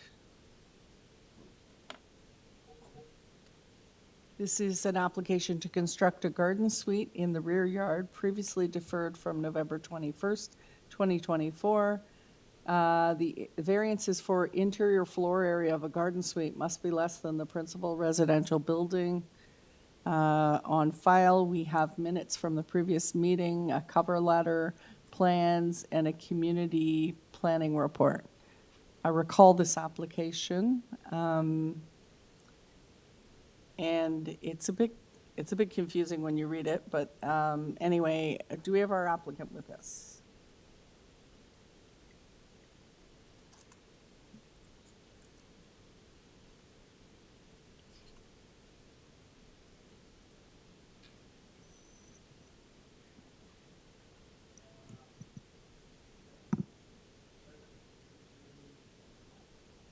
Okay. Somebody from Acadia Drafting on the line? I wasn't able to unmute. Hello? Hi, Madam Chair. My name is Max Murchison, and I'm here on behalf of the homeowner on this application. And your address, please? 364 Supertest Road in North York, Ontario. Thank Sorry, you. I just wasn't able to unmute myself. That's okay. Happens to everybody. All right, so we have this application in front of us. Do we want a presentation committee? No? All right. So unless there's something you want to point out to us, we will just take this application into committee for discussion and a decision. No, it's a pretty straightforward application. Planning and our letter explains everything, I think, fairly well. Okay, thank you. All right, let's take it into committee. Thank you, Madam Chair. Comment, motion?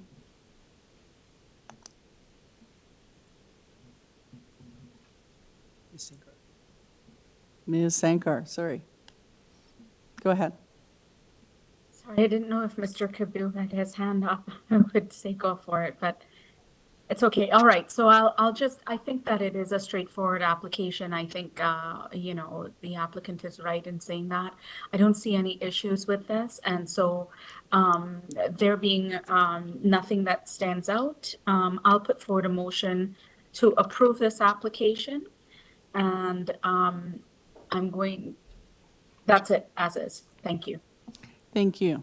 Do you have seconder? Mr. Nipfeld seconds the motion. All in favor of approval? I'd say that's unanimous. Carried. Your application's been approved.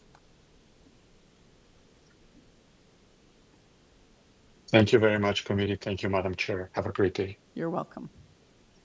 All right. Item number 14, 46 Manor Haven Road. Cancelled. Yes. Oh, yeah. So this application has been canceled and we are not dealing with it. Madam Chair, it was heard on March 6th. Okay, thank you for clarifying. All right. Moving on to item 15, 4 Coldstream Avenue.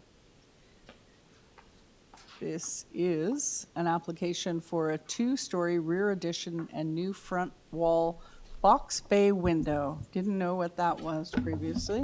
We have variances for floor space index, south side yard setback, north side yard setback, roof eave projection into south side yard, roof eave projection into north side yard, front yard landscaping percentage, and front yard, percentage of front yard soft landscaping.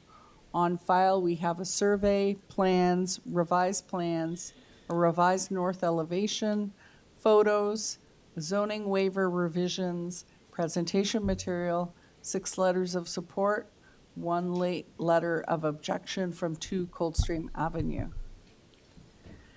All right, we have our applicant before us.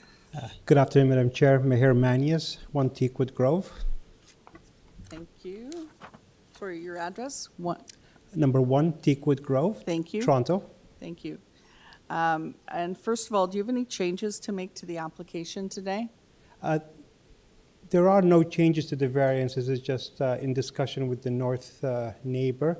We had discussed with them lowering the back terrace, so it's only 1 step above grade. And on their request, we did submit a revised site plan and that side elevation you mentioned, which shows that condition. And does the committee have that information? Yes, that was part of one of the items you listed. Oh, the revised Yeah. site, yes. It's more informative than anything else. The variances are still the same. Okay, thank you. All right, do we have, where am I, 4 Coldstream? Any questions of the applicant at this point? Do we need a presentation? Do we need a presentation? No? All right. And we have nobody online for this one, right? Okay. All right. Unless there's something that you want to point out then, I don't think we need to have a presentation.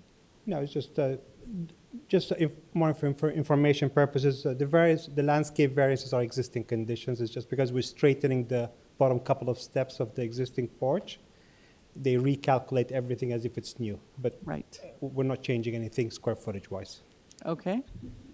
Any questions? No? Just a brief question. Oh, Mr. Allison, go ahead. I just want to confirm, the change that you made in response to feedback from the immediate neighbor, that doesn't relate to any of the variances, is that correct? Because there's no height variances. Well, no, so there is a variance number 3, which is the rear terrace or platform, because it's aligned with the existing side wall of the house. And the required side yard setback is 1.5 meter if you're building a new house, but this is a renovation. So what we did to address their concern of privacy, there's already a 6-foot high fence. There's an existing patio. If you look at the pictures that we submitted of the backyard, they just want to make sure that the patio isn't high up, which is not because the first floor is existing. Right, and that's in response to the request for the setback of that structure. Correct. As I said, it's more informative Just than ensuring anything that else. it's low to the ground if Yeah. it's coming that close. Okay, I understand. Thank you. Yeah, no further questions. Thank you. Let's take this into committee then.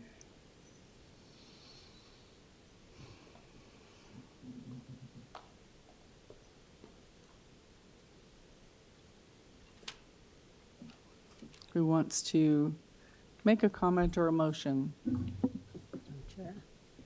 Mr. Kibu. Yeah, Madam Chair, this seems to be quite straightforward, especially given the explanation from the agent and what we have on file. I'm happy to make a motion to approve this application.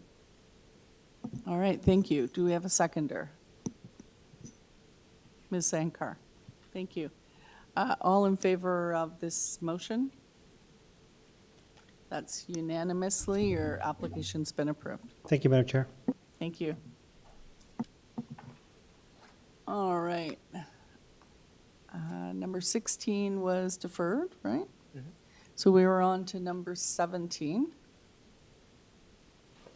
23A DONWOODS Drive.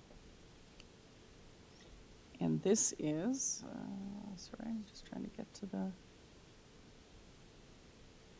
to legalize alterations made to a laneway suite, which is a coach house. Variances for soft landscaping area between rear of main dwelling and laneway suite, soft landscaping between ancillary building and lot line abutting a lane, west side yard setback, and the ancillary building encroaches 2.15 meters south and 0.97 meters west into the laneway. Height of an ancillary building, number of stories for an ancillary building, rear yard setback of an ancillary building, center line setback to the lane, and eve encroachment. On file, we have a survey, plans, cover letter, transportation services memo, ravine and natural protection memo, TRCA report, and a late community planning report. All right. Do you have our applicant?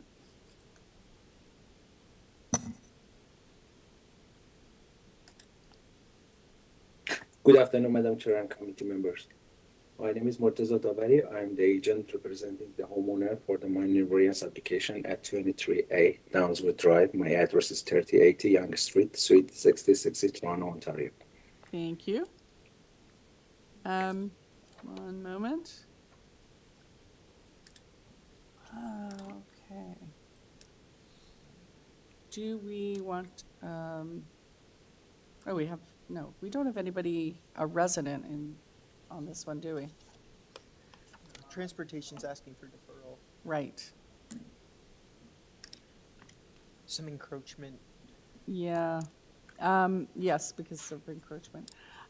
Do we want a presentation or do we want an explanation maybe just to clarify what's being requested here in addressing, perhaps you can address the comments from transportation regarding the encroachment and what they're looking for as well. I kind of understand this is it was an existing structure that's been renovated, so by virtue of a renovation, there are a number of variances have been triggered. So perhaps you can provide us a bit of background on it. Madam Chairman, it might also be very helpful to get an analysis of height, because the height, depending on which side you see this building from, it's a one-story, or I think from the east, it's almost a three-story. Okay. Because there's a huge grade difference. All right. Did you hear that? Mr. Doherty? Yes, Madam Chair. So give I'm us a not sure if- presentation. Yeah, for sure. So sure. The subject property at 23A Donwoods Drive contains an existing two-story cottage house, which has been on site for approximately 70 years. The homeowner conducted essential renovation to address the deteriorates condition of the structure, including the slight increase in roof height and interior alteration to improve functionality and the livability of the building. The variance request for the rear yard soft landscaping is due to pre-existing conditions and the functional needs for hardscaping, as the rear yard serves as the main access route for the multiple properties. The existing stormwater drain system effectively manage runoff, and further conventions could impact accessibility. In summary, the requested variances align with the practical needs of the property while maintaining a reasonable stormwater management. I appreciate the committee's time and consideration, and I'm happy to address any question the committee might have.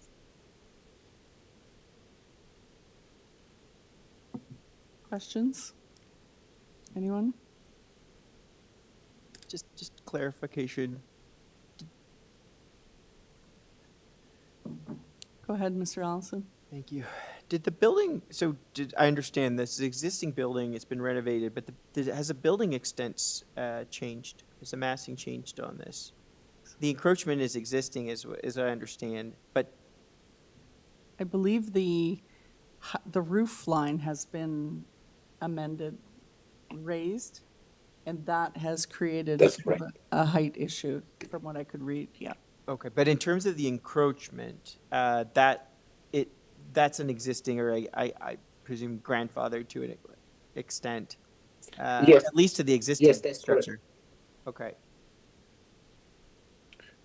Yes, the existing footprint of the courthouse remains unchanged. Maintaining the condition of the rear yard landscaping has not been altered as a result of this development. And so, as I mentioned earlier, the reduced soft landscaping is pre-existing condition rather than the result of the proposed lane-based suite development. So just want to emphasize that the existing footprint of the courthouse remains unchanged. Okay, thank you. No questions. Mr. Nipfel. Just one quick question. Thank you, Madam Chairman. The garage that was originally part of the structure is no longer, you're not having a garage, it's totally living accommodation. Is that correct? That's correct. Thank you. Thank you. All right, and you have seen the Transportation Services memo that's recommending deferral in order to, I guess, obtain an encroachment permit. Has that been initiated? Yes, Because Madam Chair. obviously that would have been identified early on. Yes, Madam Chair. The homeowner has been directly in touch with the relevant authorities and is present as a registered speaker to provide response to any committee's inquiries. All right, okay. Any other questions for the applicant? So he doesn't object to the deferral? No, well, I don't think the deferral, but no objection to the conditions.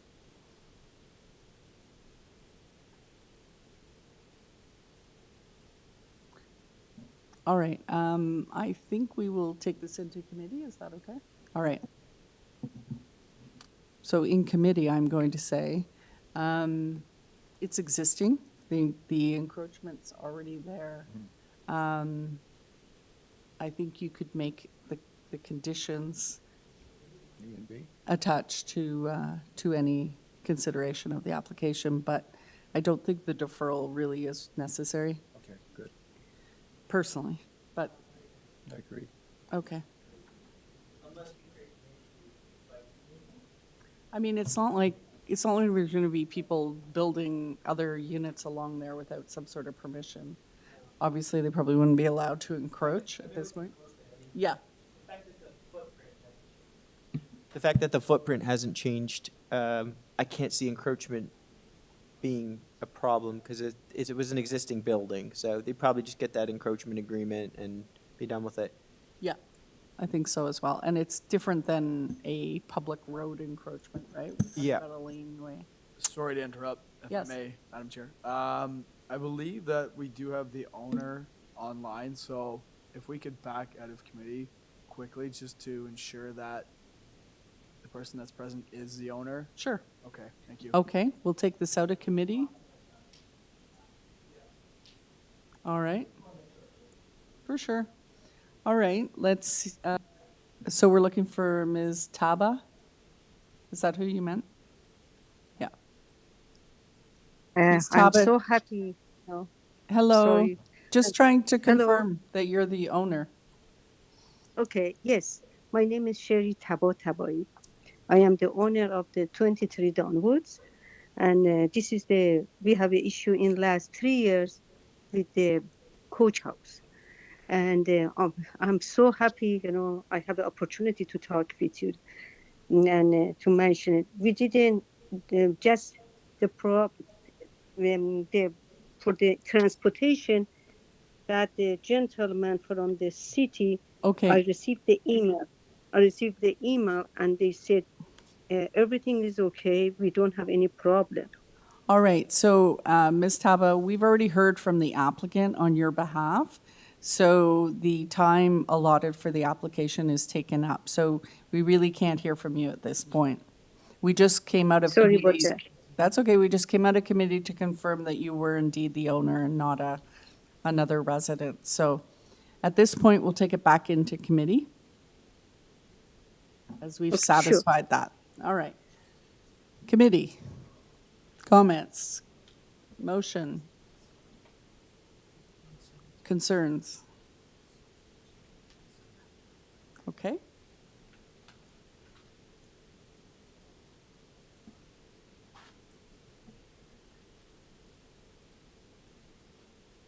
Oh, Mr. Nipfel. Thank you, Madam Raised your Chairman. hand. I'd like to bring forth a motion of approval of the application, subject to two conditions from transportation, which it's in their conclusion A and B. I think, as you indicated, we could have those worded as conditions rather than a deferral to find out what happens with negotiations. So A and B as conditions, and otherwise approval. Thank you. And a seconder for that? Mr. Kebu? All in favor of this motion?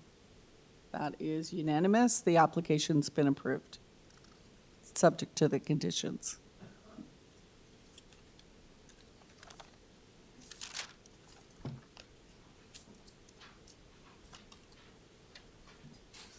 All right, that's it for the 2 o'clock agenda. So we move on to the 4 o'clock agenda. Do we need a 5-minute break? 5-minute break. Sure.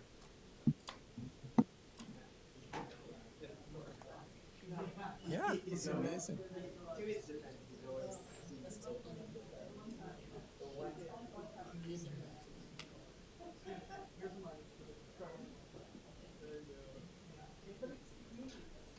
I brought it up before.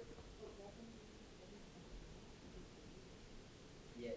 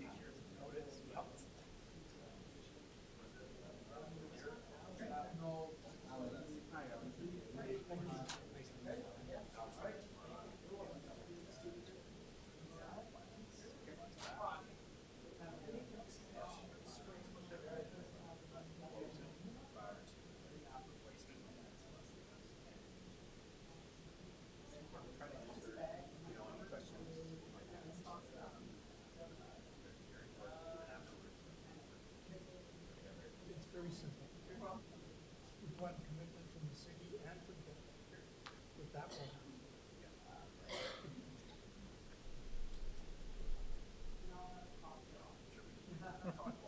Yes, yes, good point. We're always happy. No. It sounds bad. It does sound awful, but you know what? It's only been a week. You know what? It sounds like my voice, and somebody said, oh, you should have had a WC shot. I have a son that's a paramedic, and just for what it's worth. I did tell them the COVID was not. No, I'm not. But the hospital's full of people that are ignoring coughs right now. Really? And it's turning out to be a form of COVID or norovirus or something, not as serious. But he said, the problem is you cough, everybody coughs, everybody sneezes, everybody blows their nose. But it sounds like it's down there. You know what, I just go and have somebody check, because a month from now, or a week from now, you find out it's in your lungs and you've got pneumonia. Well, I thought, I was poorly, but Yeah.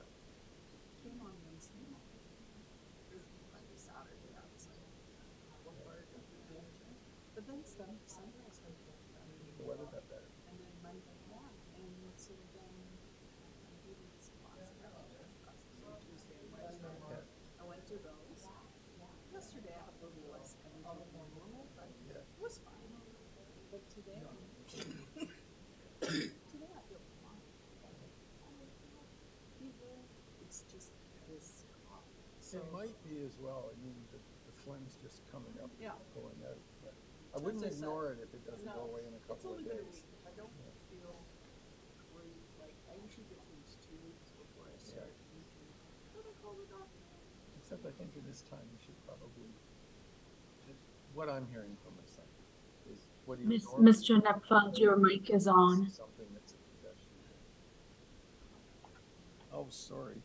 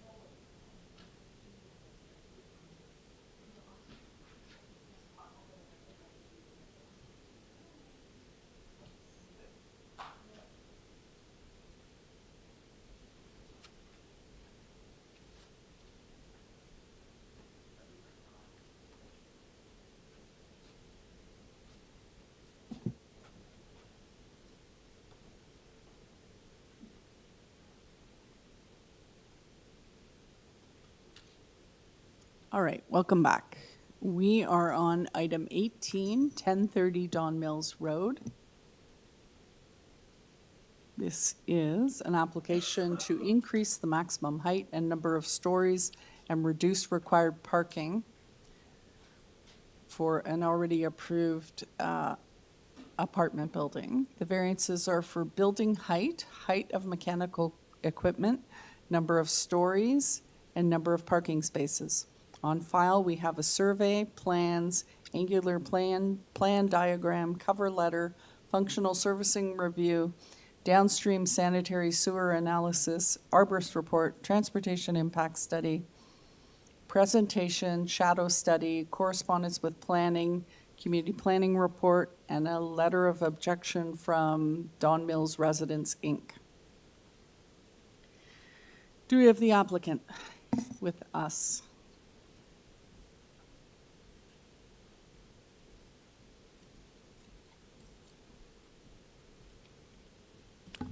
Yes, good afternoon, David Morse, agent on behalf of the owner. My address is 3 Church Street, Suite 200. Thank you. All right, so we do have interested residents, so if you could please give us a brief presentation. Oh, first of all, do you have any changes to make to the application today? No changes today. Thank you. If you could, before we start the clock, if you could kindly pull up my presentation, please.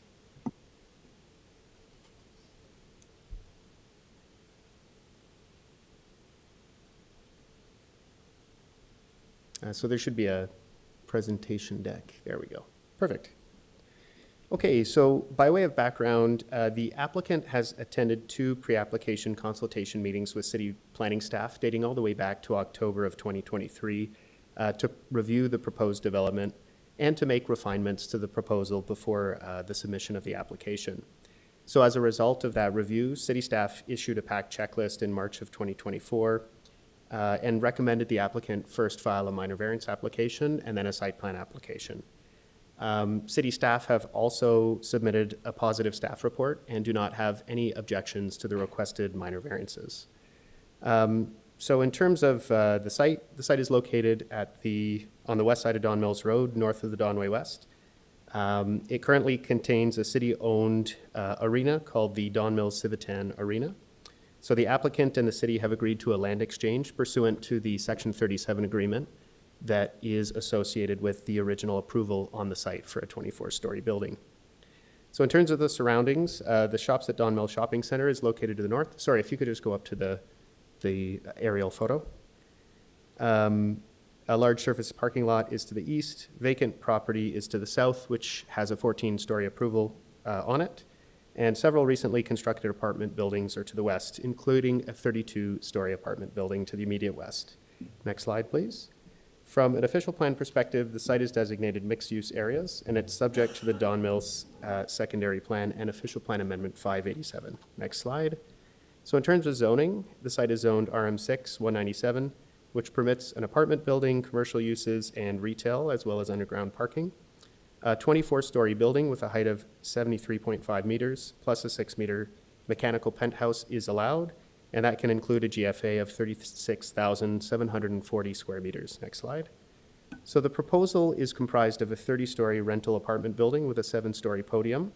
It includes a total of 415 residential units and a gross floor area of 35,978 square meters. Next slide. The proposal includes a total of 151 residential parking spaces within a 1-level below-grade parking garage and a total of 474 bicycle parking spaces. Next slide. The ground floor plan includes residential lobby off of O'Neill Road, 2 retail spaces, interior amenity space, and back-of-house operations. Next slide. This is just a typical tower floor plate, which includes large, wide, shallow lots. Next slide, please. Next slide after that. Here are the building sections which show the tower. Next slide. So a total of 4 minor variances are requested, of which 3 deal with the height of the building and 1 deals with residential parking. While 4 minor variances are requested, several aspects of the building actually exceed the zoning requirements, including the amount of indoor amenity space and landscaped open space. Next slide. For the following reasons, it's my opinion that the requested minor variances meet the 4 tests outlined in Section 45 of the Planning Act. Next slide. The proposal meets the general intent of the, next slide, please. The proposal meets the general intent of the official plan as amended by OPA 587, which is to establish a framework for mixed-use intensification in the form of a tall building on the site. To that end, OPA 587 requires that the height of the building does not exceed the horizontal distance from the south side of the Donway West, which equates to a 45-degree angular plane measured from the closest neighborhood to the south. As shown on this diagram, the proposal comfortably falls within the 45-degree angular plane, and it's comparable to the height of the 32-story building immediately to the west. Next slide. With respect to variance 3 regarding the mechanical penthouse, the proposal includes a 6-meter-tall mechanical penthouse plus an elevator overrun just above it. And so this variance is just for that elevator overrun, highlighted in red on this slide. Next slide, please. So the general intent and purpose of the zoning bylaw is to frame and promote intensification on the 4 parcels identified in the zoning bylaw. Parcel one is to include a mid-rise building, and parcels 2, 3, and 4 are to include tall buildings. It's important to note that no gross floor area variances are requested. In order for the permitted gross floor area to fit within the building, additional height is required. Specifically, the zoning bylaw map is not to scale and couldn't accommodate a realistic building. Next slide. So with respect to parking, Bylaw 569/2013 no longer contains residential parking minimums, and a minor variance is required for relief from the site-specific zoning bylaw. There are no variances required for visitor parking spaces. This is all premised on the fact that there is good frequent transit service that surrounds the site, and several transportation demand management measures have been included. Next slide. So finally, the proposal is desirable for the appropriate use of the land, and it's minor in nature. It would implement several improvements beyond the underlying zoning requirements, including it would implement 415 new rental dwelling units that would directly contribute to the province's target to build 1.5 million new homes by 2031, a 400 square meter increase in the amount of landscaped open space, a 3.14 meter increase per unit in the amount of indoor amenity space, and an increase of 1.1 bicycle parking space per unit, whereas none are required.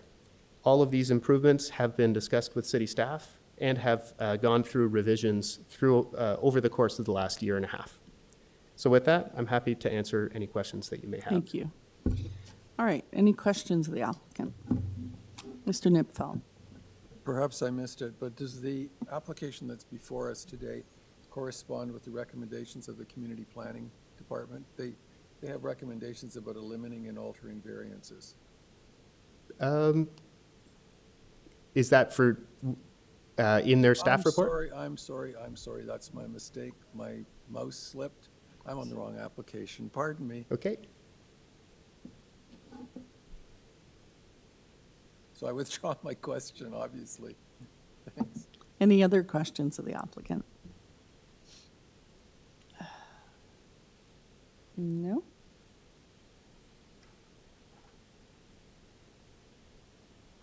All right.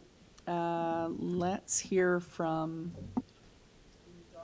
Don Mills Residence, Inc. Welcome.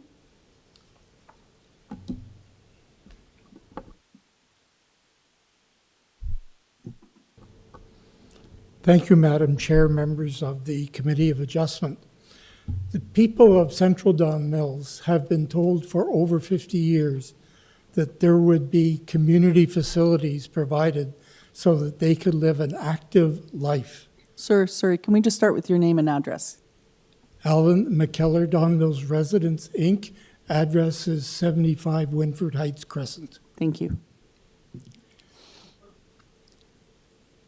So for 50 years, the people of Central Don Mills have been promised facilities. They're very disappointed. 15 years ago, the Don Mills Residence, Inc., the City of Toronto, and Cadillac Fairview had meetings to discuss the development proposed for this area of Don Mills. The result was a memorandum of settlement, which was part of the OMB at the time, which provided for a community center at the corner of Don Mills Road and the Don Way West. This was to provide, among other things, twin pad arena at that corner to replace the Civitan Arena, and it was part of a land swap that the city and Cadillac Fairview agreed to. The city on its own, without consultation with the Don Mills Residents Inc., decided to move the recreational facilities from that corner down to Don Mills and Eglinton. The rinks were supposed to be open in December of 2020. We're now sitting in the spring of 2025, and construction has not even started on those rinks. There is a dearth of community facilities, particularly for hockey,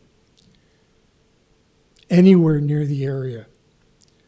The arena itself, the demands on it from the wide community are such that it is kept open most days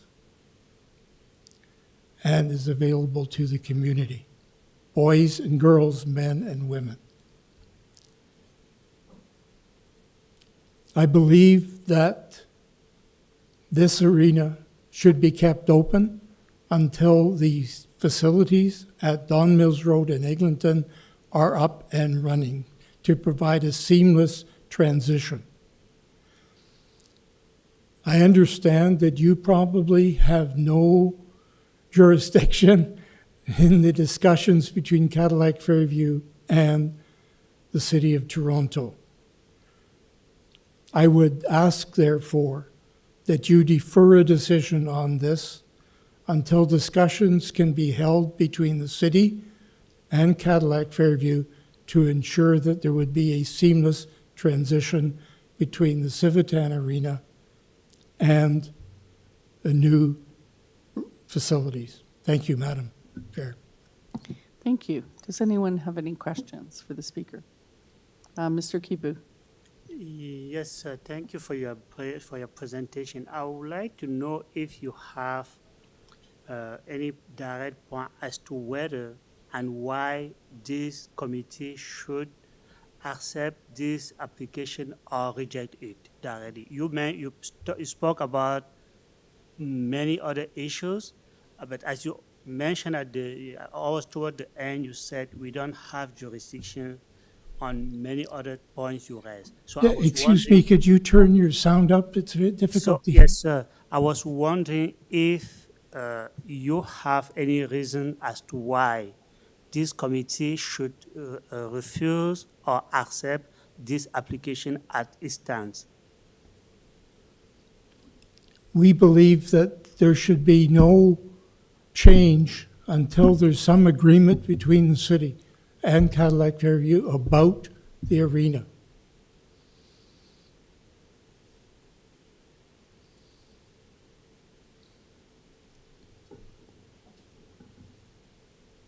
Thank you. Anyone else have questions? No? All right. We'll have the applicant back up to address your comments.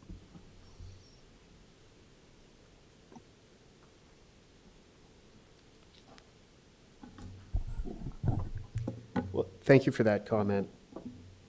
So as part of the original application, in 2011, there were several other developments that were approved within the vicinity of the site, which forms part of the zoning bylaw, which is the RM6 197 zone. And so there were six buildings in total that were approved on those lands. As part of the total approval, there was a $17 million Section 37 agreement, and there was a land swap on this land that's to be done with the City of Toronto in exchange for 966 Don Mills Road. As was mentioned, That $17 million was redirected down to Eglinton and Don Mills as part of the Celestica redevelopment for an expanded community center, which could serve a wider group of people throughout the city.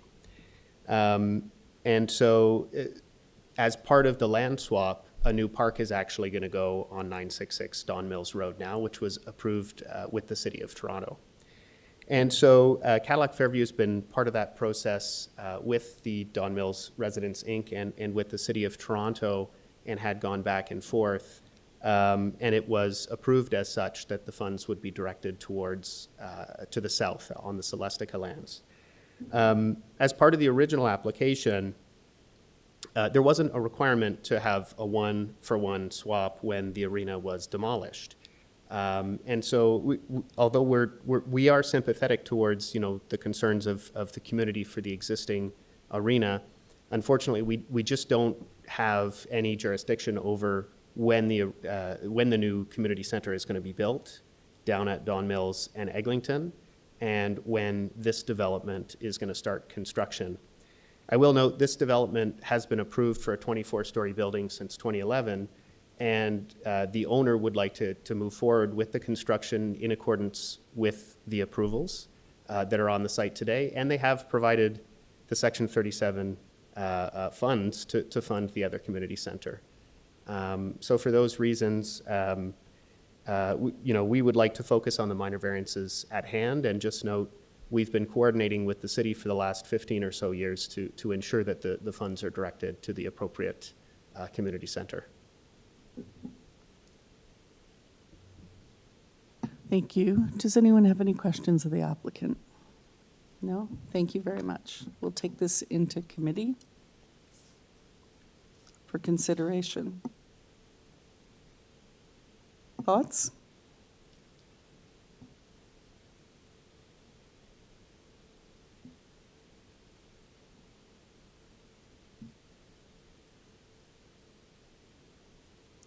I can understand the concern and the frustration of the Don Mills Residents, Inc. I definitely can. I have been party to some of these agreements previously, and things get delayed.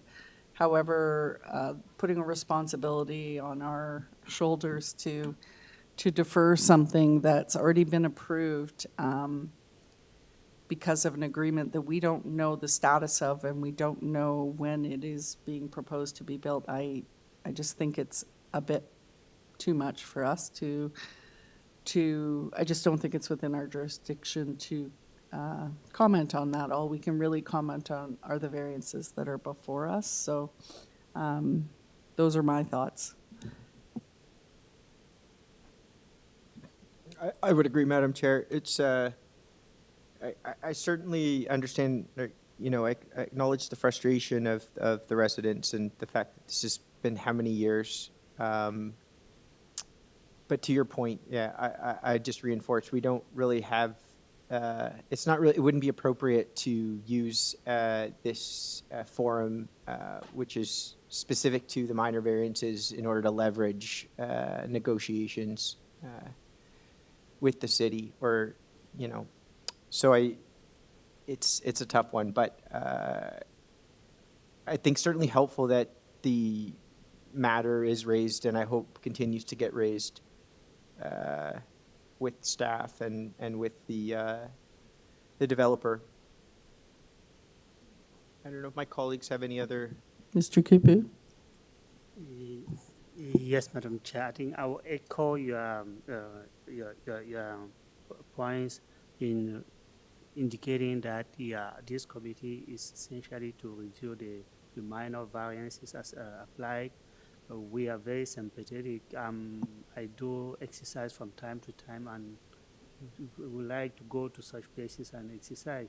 But as you people mentioned clearly, these are things to be discussed among the developers, the politicians, and so on. So regarding the minor variants themselves, I think the staff have put together some analysis which for me seems interesting, and which have given me, almost convinced me that this project, this application should be, maybe approved, and don't see any staff have not put forward any conditions, and I'm more than happy to put forward a motion for us to approve this application. Thank you. Mr. Nipfeld, did you want to say something, or? I was just going to add, despite my mistake about getting the wrong file, I'm sorry, I apologize.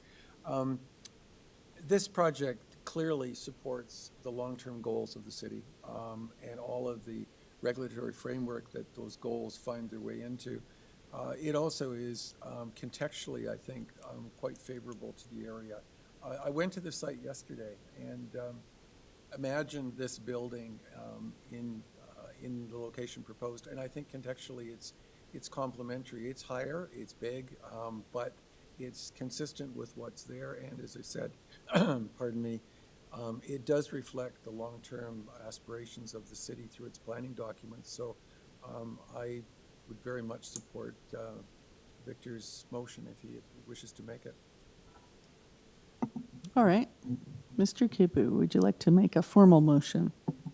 Thank you, Mrs. Chair. So I would like to make a motion for this committee to approve this application as submitted. All right, and seconded, Mr. Nipfeld. All those in favor of the motion? That is unanimous. The application's been approved.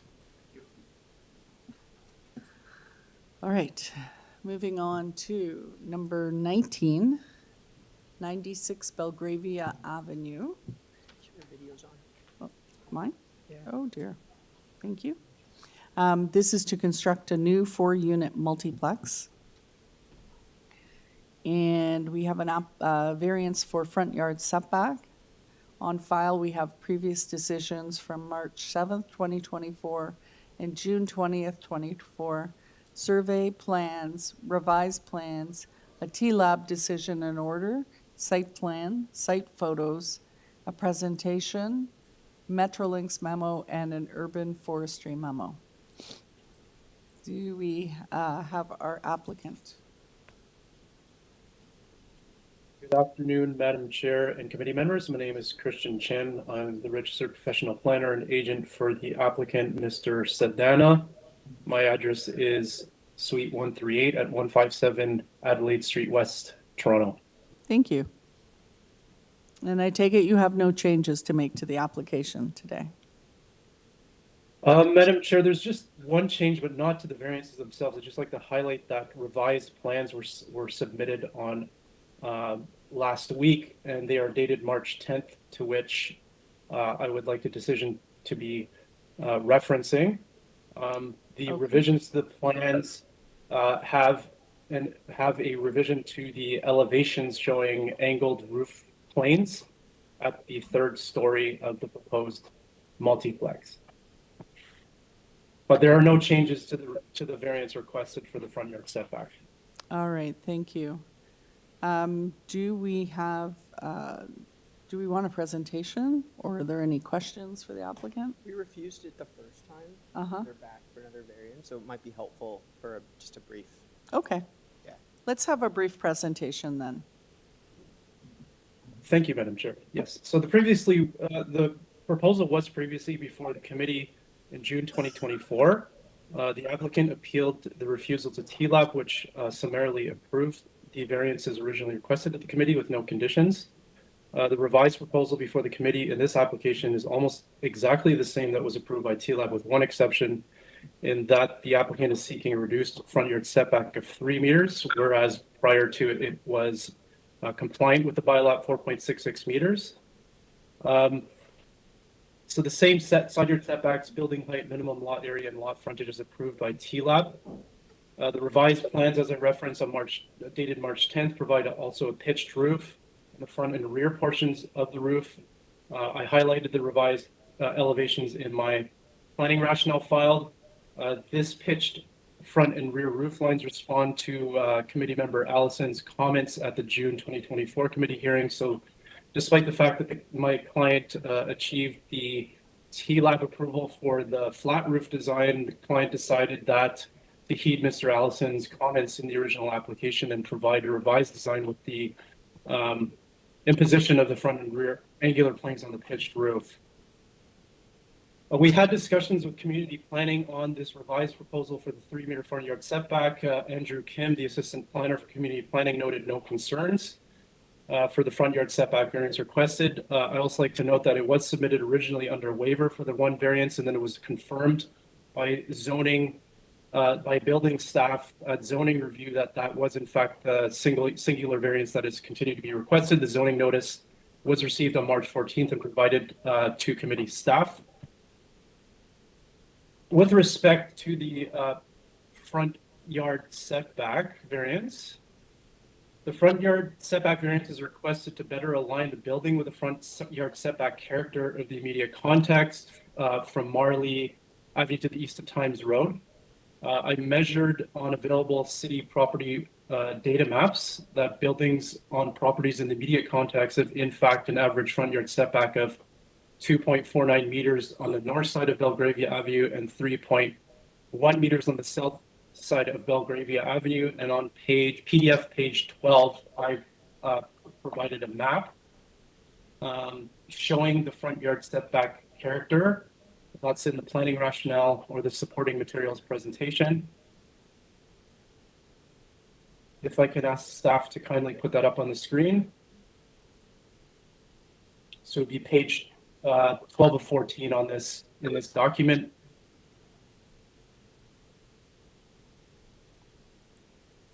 And so the proposed front yard setback maintains the prevailing front yard setback patterns on the buildings on Belgravia Avenue, which are on average front yards that are smaller than 3 meters. So if you can go up, please, committee staff, on the page marked page 12 of 14.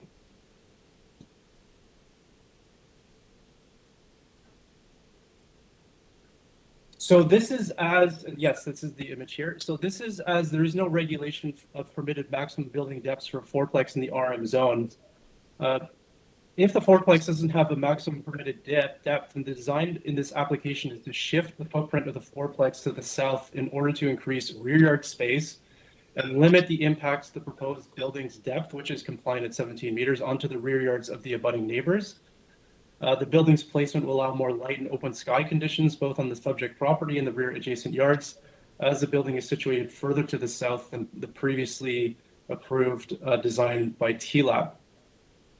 So the previously approved multiplex had a front yard setback of 4.66 meters, and the proposed 3-meter front yard setback represents a 1.66 meter or 5.45 foot decrease from the minimum required front yard setback. Just an analysis of variances in the geographic neighborhood, there have been variances approved for reductions of front yard setbacks ranging from 0.33 meters to 4.45 meters, representing reductions of between 3% to 81% of the required front yard setback.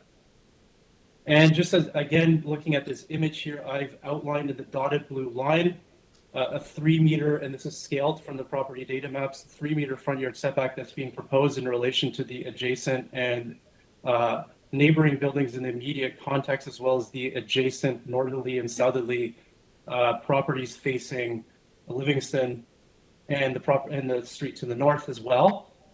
And we can see here that what's being proposed is in line with the existing physical character and also is greater than the average front yard setbacks that's experienced in the immediate context. Thank you. Thank you. Questions? Mr. Nipfel. Thank you, Madam Chairman.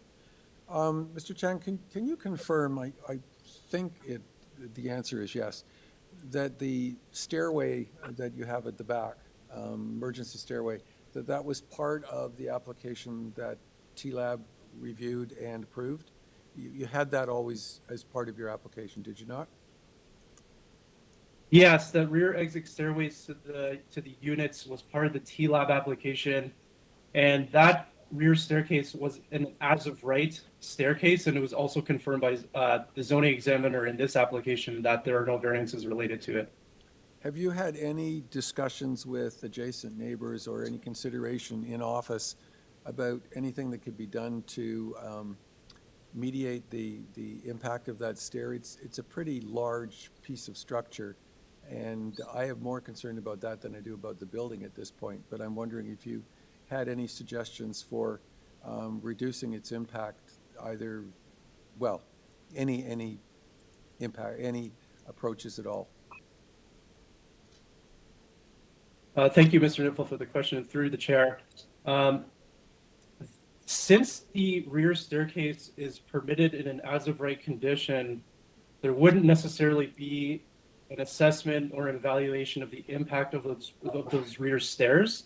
But certainly I believe that if there's privacy screening imposed on it, then overlook from those rear stairs can reduce actual or perceived impacts of people going up and down those stairs. And I do like also to note that those rear stairs aren't functioning as platforms. So there wouldn't be any impacts in terms of the usage of those stairs for amenity areas that would cause any additional impacts of overlook onto the adjacent properties.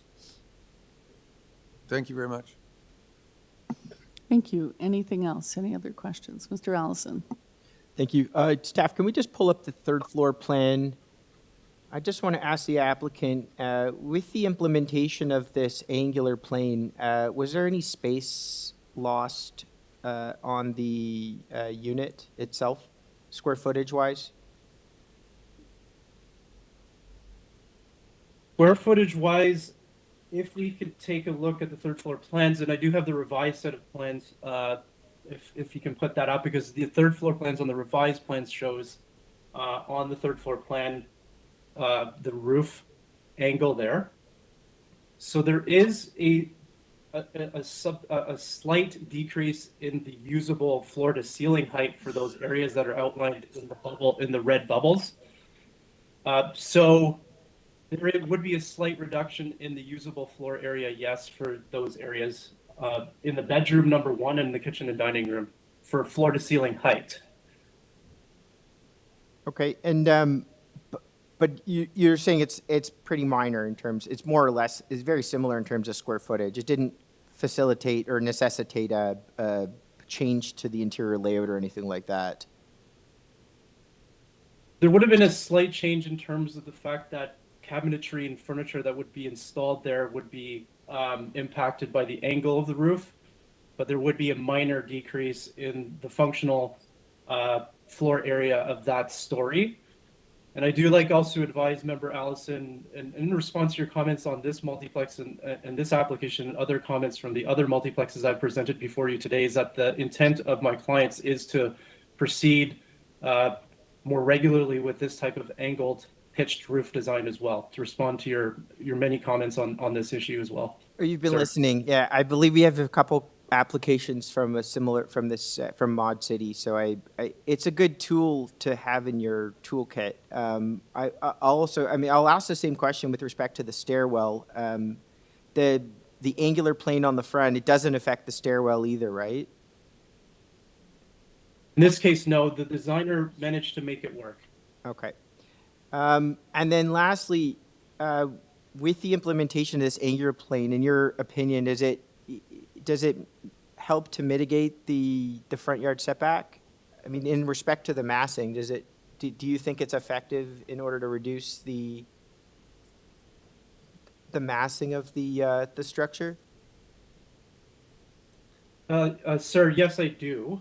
And the reason for going forward with this type of design with a pitched roof, especially in realization that the 1.66 meter reduction that's being requested is to limit the impact of shifting the building further to the south, and the pedestrian perception will be reduced. The impacts of the pedestrian perception will be reduced too with the imposition of this front angular plane, and of course also the rear one onto the adjacent rear yards. Okay, yeah, thank you. No further questions. Thank you. Are we ready to take this into committee? Yes? All right, thank you. Comments, motion? Go ahead, Mr. Allison. I think the angular planes really help in this case to mitigate the impact of an increased front yard setback. I mean, I realize this application was initially refused, then approved, and now is back before us with another variance that would impact the building even I guess, where the building would have more of an impact. So they have to question, okay, well, how is that consistent with the refusal before? But then I see the implementation of the angular planes. Actually, when I was reviewing the package, I came across I think the rendering first, and I got hopeful because I thought, oh wow, they've implemented this angular plane, and look at what a difference it makes to the building, right? And then I got into the planning rationale report, and I thought, okay, you know what, our comments are being listened to here. So I'm supportive of the application. I think it's interesting because the application approved as is at TLAB, I think, is more imposing than allowing a variance for the building to come forward, but then implementing that slight angular plane. And to the applicant's submission, you can look at the floor plans. I mean, very little space. I mean, it becomes a little bit of functionality, I understand, with cabinetry and whatnot, but you more or less have the same square footage of the building, and I think the impact is far, far less with the implementation of those angular planes. So I'd be willing to support the application. I would, however, request that the side elevations be tied to the front yard setback variance in order to ensure that those angular planes are implemented into the design. If there's no other comments, I'm happy to make a motion. So a motion to approve the subject application, tying the one and only variance that's before us to the side elevation drawings. Also, urban forestry has their standard condition. Number 3. Thank you, Mr. Nipple. Madam Chair, the agent asked that it be tied to the latest plan and gave a date. So I would suggest perhaps doing that to provide better clarity. Yes, thank you for that. There's a number of plans. Can we just confirm which the latest set are? Would be March 10th, sir. All right.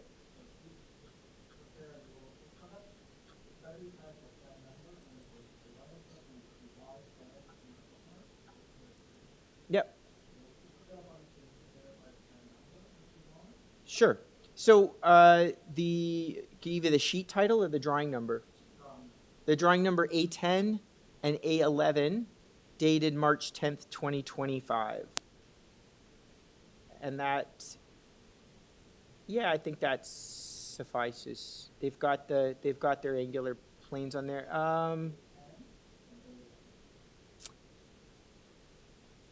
Yeah, I wonder.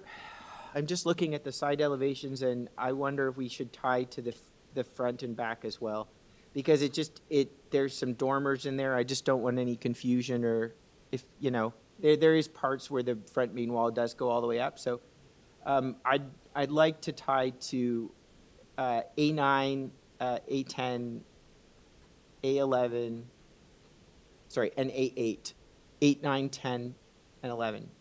8, 9, 10, 11, yeah. That captures the dormer and the pitch, yeah. That's my motion, yeah, and urban forestry condition. And a seconder for that motion, Mr. Nipfeld. All in favor? That's carried. Your application has been approved. Thank you, Madam Chair and committee members. You're welcome. All right, item number 20. 221 Holmes Avenue. This is an application to construct a new 2-story dwelling and front porch. We have variances for west side yard setback, front porch platform height above established grade, front porch encroachment into front yard and west side yard, front porch roof projection into west side yard, lot coverage, building height, height of front exterior main walls, building length, building depth, west side yard setback, and height of first floor above established grade. On file, we have a cover letter and research plans, revised plans, a waiver revision, final plans, tree plan, arborist report, presentation, urban forestry memo, community planning report, and 5 form letters of support. Do we have the applicant with us today?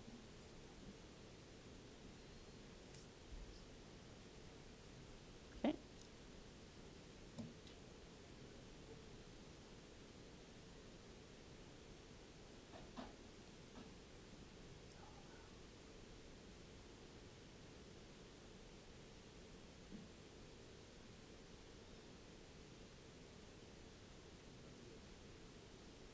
All right.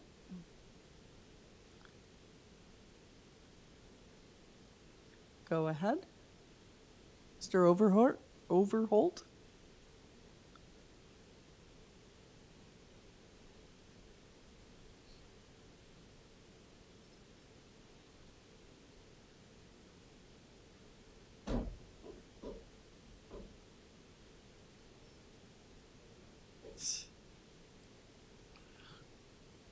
Apologies. Sorry about that, the whole mute thing. Alexander Overholt, speaking for 221 Homes, located 1140 the Queensway. Thank you. And do you have any You're welcome. changes to make to your application today? Many, yes. Okay, I'm going to guess that. So let's start with the public meeting notice and go through the variances one by one if we can. Fantastic. Yes, thank you. One by one is perfect. Little housekeeping, so I do appreciate the patience. Go ahead. Excellent. So in working with planning, we have eliminated the first variance. Variance number 1 has now been eliminated. Okay. Variance number 2 remains as is. Okay. Variance number 3 has been eliminated.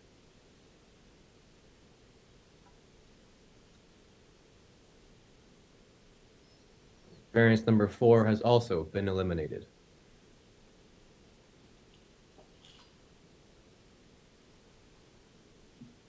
For variance number 5, there has been a slight reduction in lot coverage. Our new proposed lot coverage is 32.10%. All right. For variance number 6, we have revised the height of the building to be proposed to be 10.08 meters.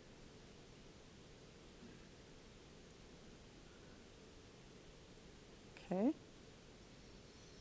For variance number 8, we have reduced the main wall height to now be proposed to be 8.03 meters. Okay, so you skipped 7.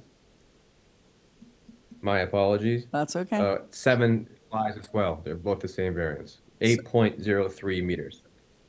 8.03. So 7 and 8. Yeah. Correct. Okay. Variance number 9, we have made reductions as well. Our new proposed building length is 21.25 meters.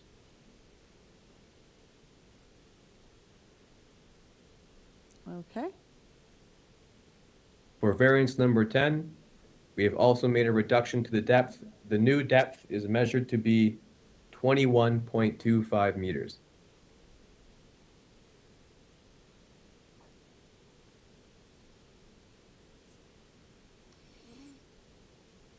Okay. Variance 11 remains as is.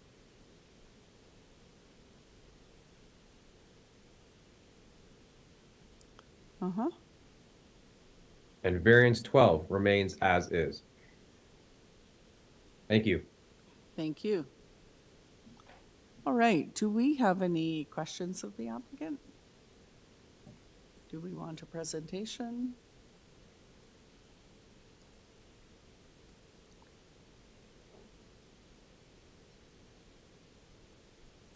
And I take it these changes align with the community planning report recommendations.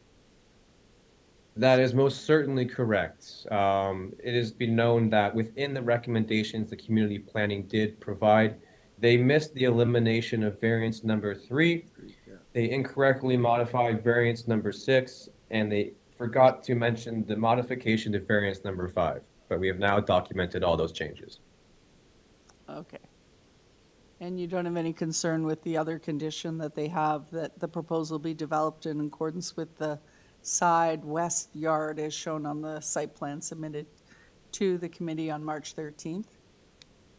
Not a problem at all. We worked very closely with the individual from community planning who was quite the joy to work with, and we have no issues with the conditions that they've imposed. All right, thank you. Thank you. Any questions, comments? No? Do we take it into committee? Yeah, sure. All right, let's take this into committee.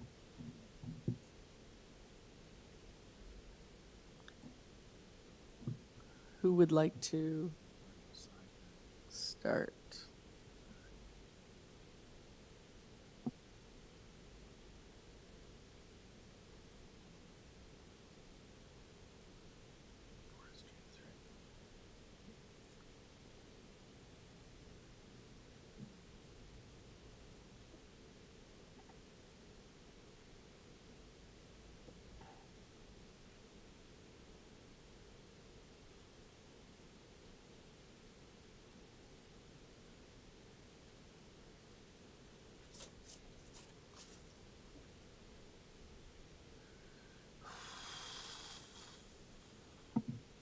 Committee?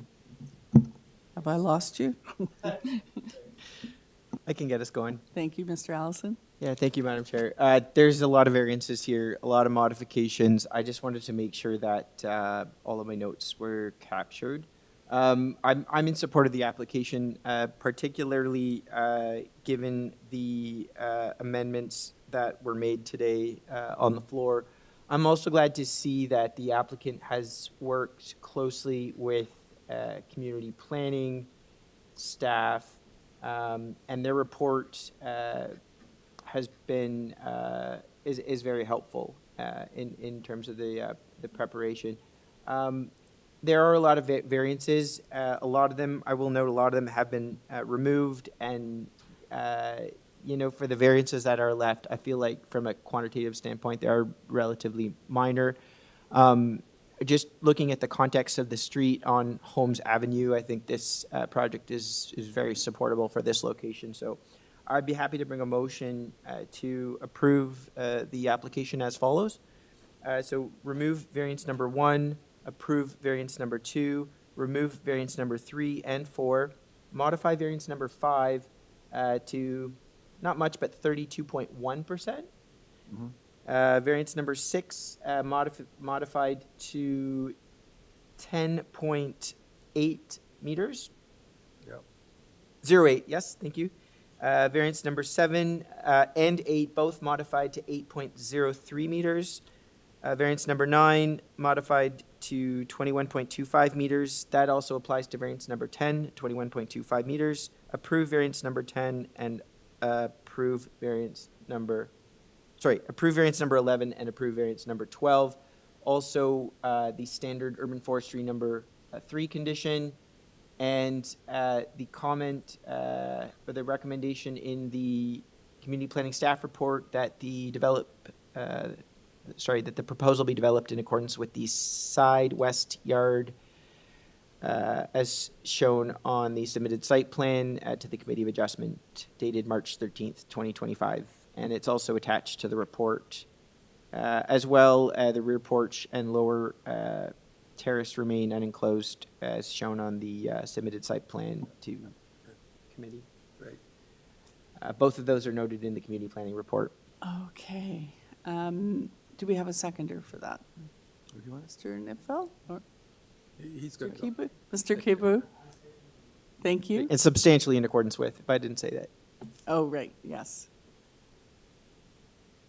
All right. All those in favor of the motion? That is unanimous. Carried. Your application as amended has been approved. That was, considering the number of variances. Thank you. Yes. It's always good when you You start have a to agree wonderful with day. staff. You guys have a great staff. Happy to work with them. Have a great day. Thank you. Item 21, 16 McAdam Avenue. one variance. This is to convert an existing office into a medical office. The variance is for medical office, which isn't permitted. On file, we have a survey, plans, and presentation material. Do we have our applicant with us? Yes, Madam Chair. My name is Sab Al-Methno from QBS Architects, 14 Crofton Road, Toronto, Ontario. Thank you. I don't think we need a presentation for this. Anyone? No. All right. Unless there's something you want to point out, we'll just take this into committee for consideration. No, thank you, Madam Chair. And I will see you in a couple more weeks for unit number 2. Okay, great. Thanks for the foreshadowing. All right, let's take this into committee. Any comments? Anyone have any concerns? Mr. Nipfeld. Thank you, Madam Chairman. I don't have any concerns. I think this is a very supportable application. The proposed use is compatible with the other uses already existing. And I note that there is secured parking available to serve the use. So unless my colleagues have any other concerns, I'd like to move approval without any conditions. Thank you. Do we have a seconder? Mr. Kebu. All those in favor? That is unanimous. Your application's been approved. Thank you so much, everyone. Thank you. Okay, item 22. 41 Braeside Road. Okay, this is an application for a 2-story addition to the front and rear of the existing dwelling. We have variances for rear canopy setback to south lot line, north and south side yard setback to the building above the second story, south side setback to rear deck, rear soft landscaping, front platform encroachment in front yard canopy encroachment into front yard, and floor space index. On file, we have a survey, plans, site plan with existing trees, site photos, 4 letters of concern from 17 Langton, 16 Langton, 7 Langton, and 19 Langton. We have a late presentation and a late community planning report. Do we have our applicant? Yes, good afternoon, everyone, and Madam Chair. Hello. Could we have your name and address, please? My name is Salma Alizai from Alizai Afridi Designs Inc., located at 1371 Eden Rose Street, Mississauga. I'm the designer and agent for the proposed renovation and addition at 41 Braeside. Thank you. Do you have any changes to make to the application today? No, we don't have any changes. Okay.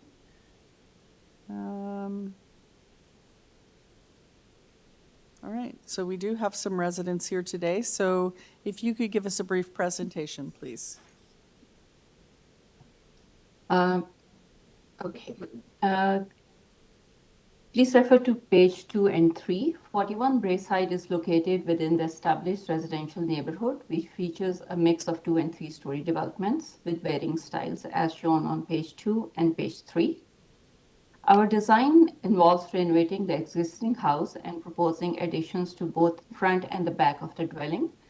Prior to the hearing, packages were delivered to 19 of the surrounding neighbors, including explanations of the requested variances. My client has been actively communicating with the next door neighbor to better understand their concerns. They haven't managed to come to an agreement. Next page, please. We are requesting 7 minor variances, but given the time limit, I will focus on 3 key ones. Please go to page 6 of the PDF. Firstly, we are requesting a side yard variance of 0.23 meters on the north side and 0.32 meters on the south side. These are the existing setbacks of the house. We are retaining the walls of existing house on the north, south, and east side. We are proposing to extend the front 4 feet 7 while aligning it with the existing side yard setbacks. We have a nominal size rooms both on the main and second floors, and side walls are aligned with the existing setbacks to prevent an indent in these 10 feet wide rooms that would otherwise affect the functionality of the homes. At the rear of the house, we are proposing an addition that is aligned with the allowable setback of 0.45 meter on the south side, and the north side setback of this addition has been increased to 0.75 meter from the existing 0.32 meters. Please go to page 9, where we have provided the context map with the comparable approved side yard setbacks in the area ranging from 0.11 meter to 0.48 meter. Regarding FSI, please go to page 10. We are requesting an increased FSI of 0.86 versus the allowable 0.69 for this property. Our property is located at the northeast corner of Braeside Road and Langton Avenue, with the frontage on Langton Avenue. The lot frontage is consistent with that of the neighboring properties facing the Langton Avenue. However, the property depth is lesser since there is a 10-foot wide driveway situated behind our lot that provides access to the neighbor's garage at 19 Langton. This is shown by a red rectangle on the site plan on page 10. This driveway reduces our lot depth by 10 feet compared to the neighboring properties on the south side. Ours is a corner lot with a green space on two sides facing Braeside and Langton. The presence of a single-story garage at the back of the lot, as well as the driveway to 19 Langton, has provided a good separation from the neighboring property to the east. Please refer to front elevation on page 11. Page 11. The front elevation also provides a visual comparison of the facade of 19 Langton alongside our proposed facade. Pages 12 and 14 shows the north, rear, and south elevations. Please go to context maps on page 15. It highlights comparable FSI's approvals in the area ranging from 0.81 to 0.96 and up to 1.062 times the lot area. Additionally, the context map shows the comparable properties with houses ranging from 223 square meter to 308 square meters in areas. Please go to page 16. A comparable example is a house at 18 Capel, which is a corner property and was approved for 0.834 FSI and 0.27 interior side yard setback. We have made every effort to ensure that our proposed design remains proportional to the neighboring properties while maintaining functionality. We have tried to achieve a balanced design that suits the size of the lot and is appropriate for the streetscape. The third variance we are requesting is for soft landscaping. Please go to page 17. For the rear yard landscaping, we are requesting a variance of 39.60 square meter versus 44.31 square meters of landscaping. That is a reduction of 5.03 square meters. The landscaping calculation done by the city did not include the dedicated planter spaces at the basement walkout level or the space under the raised rear deck. The space under the raised rear deck is additional 12 square meter of the soft surface. That is marked by the red areas on the site plan. In conclusion, the proposed house is designed to align with the evolving character of the neighborhood. It complies with front yard setback, rear yard setback, front and side yard landscaping, and is well within the allowable building length, building height, and main wall height in the bylaw. We have done a shadow study. If you can go to the next page, page 18, please. We have also done a shadow study of the existing house to elaborate the shadows cast during the various times of the day and season do not impact our neighbors. Please go to next slide, 18. When considering the requested variances in relation to the development in the area, we believe that the general intent and the purpose of zoning bylaw is maintained and the requested variances are minor in nature. Thank you. Thank you very much. Do we have any questions of the applicant? Go ahead, Mr. Nipfel. Thank you, Madam Chairman. I may have misunderstood what you said, but with regard to variance number 5, you indicated that the planning department didn't calculate something. Do I assume that the soft landscaping of 44.31% is still what you're requesting, or are you suggesting that in fact you've done better than that? No, we are still requesting 39, you know, the It number says that no, they it says come from just 44.31. it, 44.31. It's variance The number required 5. is 44, the required is 44.31. We have 39.60. But it's just, I'm saying that with the way the city does the calculation, they don't consider the spaces under the, you know, raised deck or in the basement areas, which are also a green space, which is also a soft space. But as a rule, they don't do the calculations and they don't include that into our calculations. So in actual fact, there is additional soft landscaping area present in the rear yard. So your But we are variance still going with the variance of 39.60. of 44.31.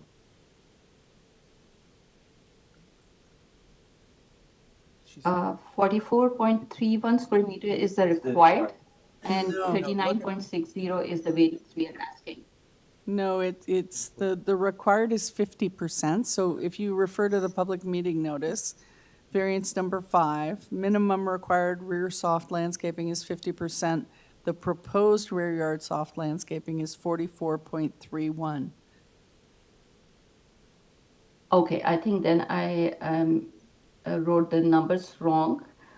Yes, so it's, I'm just looking at the numbers that they have provided.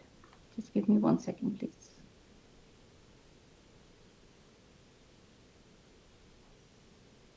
Yeah, you're right. It's the required is 44.69 and we are at 39.60. Percentage wise, the requirement is 50% and we are 44.31%. You're right. So variance number 5 is correct. Variance number 5 is correct, yes. Great, thank you. Okay, thank you. Any other questions? No? Do we want to take it into committee? Oh, no, we've got people here. What am I saying? All right, let's move on to our neighbors. Is anyone here for this item? Come forward, sir. There's another neighbor on the phone. I don't know if you want to take her first. or- No, we usually take people in the Okay, chamber great. first. Name and Thank- address first, please. Yeah, thank you, committee. I'm Ed Gibbard. I'm the immediate neighbor at 19 Langton with the longest line. I actually share 2 property lines because that's the quirky nature of this lot. I'm an L shape around her on the corner, the applicant on the corner. So when that lot was created, it was cut out of what was, I guess, a corner lot, leaving the driveway that serves my garage at the back of my lot being 2 property lines. 55 is, I believe, on the phone, and we'll let her speak to her issues later. Thank you for hearing from me. I've been in the neighborhood for 30 years. I've never objected to any plans before. I've written a number of letters in support. And the only reason this was brought, frankly, I got the notice and didn't pay any attention to it, which is usually my way of approaching these things because life's too short to fight these things out. It was my neighbors who brought it to my attention when they asked, are you really going to accept that big place being put in at the corner? When it was sold, no builders were interested because the lot's so small. They didn't believe they'd be able to build a big place on it. And there was a tree in the backyard that everyone understood was protected.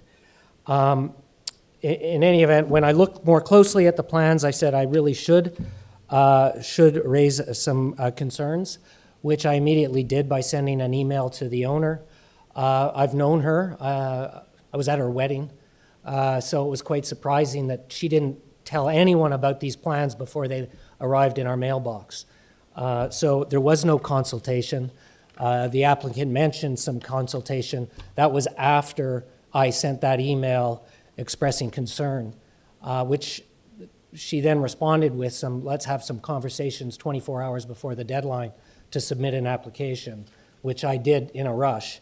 I was away for March break, so my pictures you'll see are a bit hasty. One of my kids went out and took some pictures. I do have 3 other letters from neighbors, also because they were away at March break, who were unable to submit their letters. One of them's on the phone. So I do have 4 neighbors who submitted in support of my application, which are attached to my presentation. And again, I have copies of letters from 3 other neighbors here that came in after the fact. The 2 neighbors on Braeside and the neighbor immediately facing them across the street. So I'll just move into the concerns. The first is process, which was lack of consultation, which I've already mentioned. Once I initiated consultation with the applicant, the woman, I believe, who just gave her presentation, hand-delivered, again, less than 24 hours before the deadline to submit packages to the neighbors she mentioned in her presentation. Then I referenced the tree removal because soon after the property was purchased, I woke up at 7 a.m. on a Saturday with this tree in the backyard being removed. The owner has told me she believes she removed it properly. It was, to my mind, a mature tree. I have photos of the tree in the backyard in a position that would have prohibited this building. Now, I don't know if there's any remedy there. It was a mature tree in her backyard that was removed, and I think in the city of Toronto, you're not meant to be able to do that. There was no permit or no notice to any of the neighbors. So then the 4 tests on the actual variances. First, I would mention that in their entirety, these variances, each individually might be considered minor, but in their entirety, I don't think you can consider that. So then variance, so this is just the 4 tests. I'll just go through. You guys probably all know these far better than I do. Is it minor? I'd say in their entirety, they aren't. Is it desirable? I think this would make it the highest floor space area in the neighborhood. Many of the reference points that were referenced in the applicant's presentation, I don't even recognize as being my neighborhood. They're many blocks away. Does it maintain the general intent of the zoning bylaw? I don't think it's in line with the neighborhood. I think the appropriate scaling and massing, this is above that. Soft landscaping is very important to the neighbor, the immediate neighbor on Braeside on the other side of my driveway, because the road does run downhill to her, and she's going to be very sensitive about water issues, as will everyone else. So I think these significant deviations undermine the intent of the law, the zoning bylaw there in 3. And 4, the general intent of the official plan, I would say that they contradict the official plan, the objectives in both design and their approach to implementation. Then as for the specific variance concerns, I mean, in my presentation, I really tried to capture all of the variances, but I honestly, things like this, the side lot variance between my house and their house, I mean, we're living with an existing, I don't know what I'd call it, grandfathered variance already, and I don't really care about that. It's the overall size of the place. They've maxed out this house and then put large canopies at either end, which further expand the scope of this building from a neighborhood perspective. There is a picture here of of the gap between our homes. It's pretty tight, and I do think it's an issue, but again, I mean, I didn't build this house, I bought this house, so I'm not, like, I'll live with what's there, and that's the least of my concerns is the side. The floor space index, I think, is a real problem, going to 0.86, and this is really just trying to ignore the smaller size of this lot, which really, I think, under zoning law should support a smaller house, and they've just ignored that. So the 0.86 is really in excess. When I was emailing back and forth with the applicant as sort of support of that 0.86, she pointed to what I gather was the largest comparison they could find at the time, which was 0.83.6 or 8.836, if I'm quoting that correctly, which was still make this one a huge outlier. It seemed to me maybe since with their late presentation, they found one that was bigger than that, but certainly not in our immediate neighborhood. The landscaping issue, soft landscaping, is going to be a real problem for the immediate neighbor on Braeside. I'll let her speak to that. The canopy encroachments, again, they just create a much larger visual from a massing and privacy concern perspective. That's probably my biggest concern. The back deck is considerably above grade because of the sloping on this property, and that canopy will stick out well beyond the back of the house, and will have the exact same effect on the front where her canopy will be beyond the neighbors, where she's creating a porch effect. So in conclusion, I'd say, you know, I point to the pattern of noncompliance with the tree, which worries me. I worry about the precedent concern of the variances in this case, particularly the floor space calculation. And really, I'd like to see significant consultation with neighbors, which just didn't happen until the 11th hour. And I suggested, great, I'm happy to chat, and I think we can get all the neighbors, relevant neighbors on side for a conversation around these issues. And I'm happy to do it, and I probably support your plan if we come to some kind of agreement on it. But there was no real feedback on that. It was, and we were right at the deadline for submission in any event. So I said, well, I hate to be confrontational, but that's where we are. So your time is up. That's it. Okay, thank you. Thank you. For your comments. Any questions of the resident? No? All right. Next person.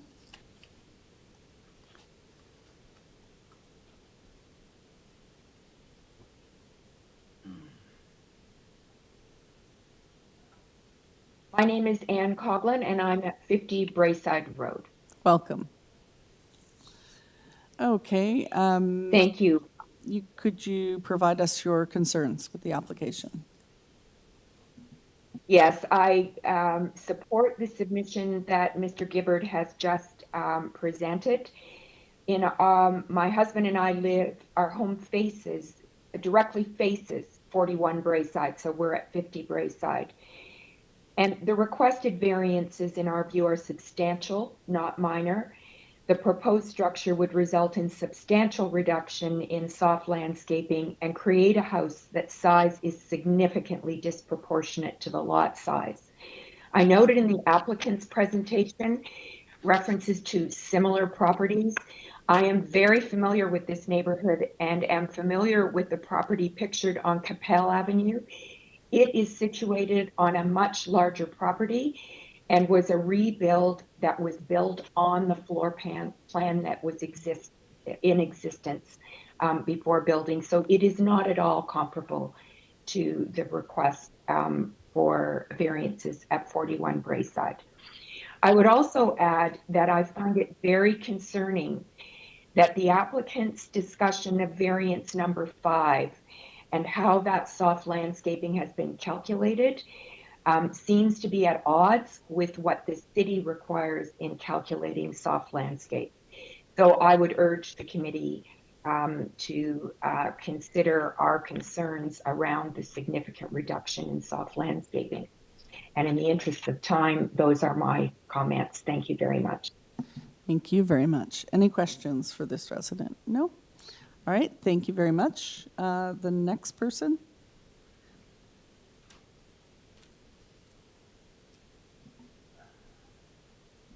Hello? Yes? My name is Stacy Rajat. My name is Stacy Rajat and Horning. My husband Peter and I are the owners of 55 Braeside Road, the immediate neighbors to the east of the applicant's property. We object to the 8 variances requested. We fully support Ed Gibbard's compelling and detailed presentation to the committee that they do not meet the 4 tests. We've raised our family here in this community for 31 years, and we're deeply invested in the character and integrity of the neighborhood and our. This current proposal with the 8 variances significantly exceeds what is appropriate development of the land in our community and conflicts with the intent and purpose of the city's zoning and bylaw.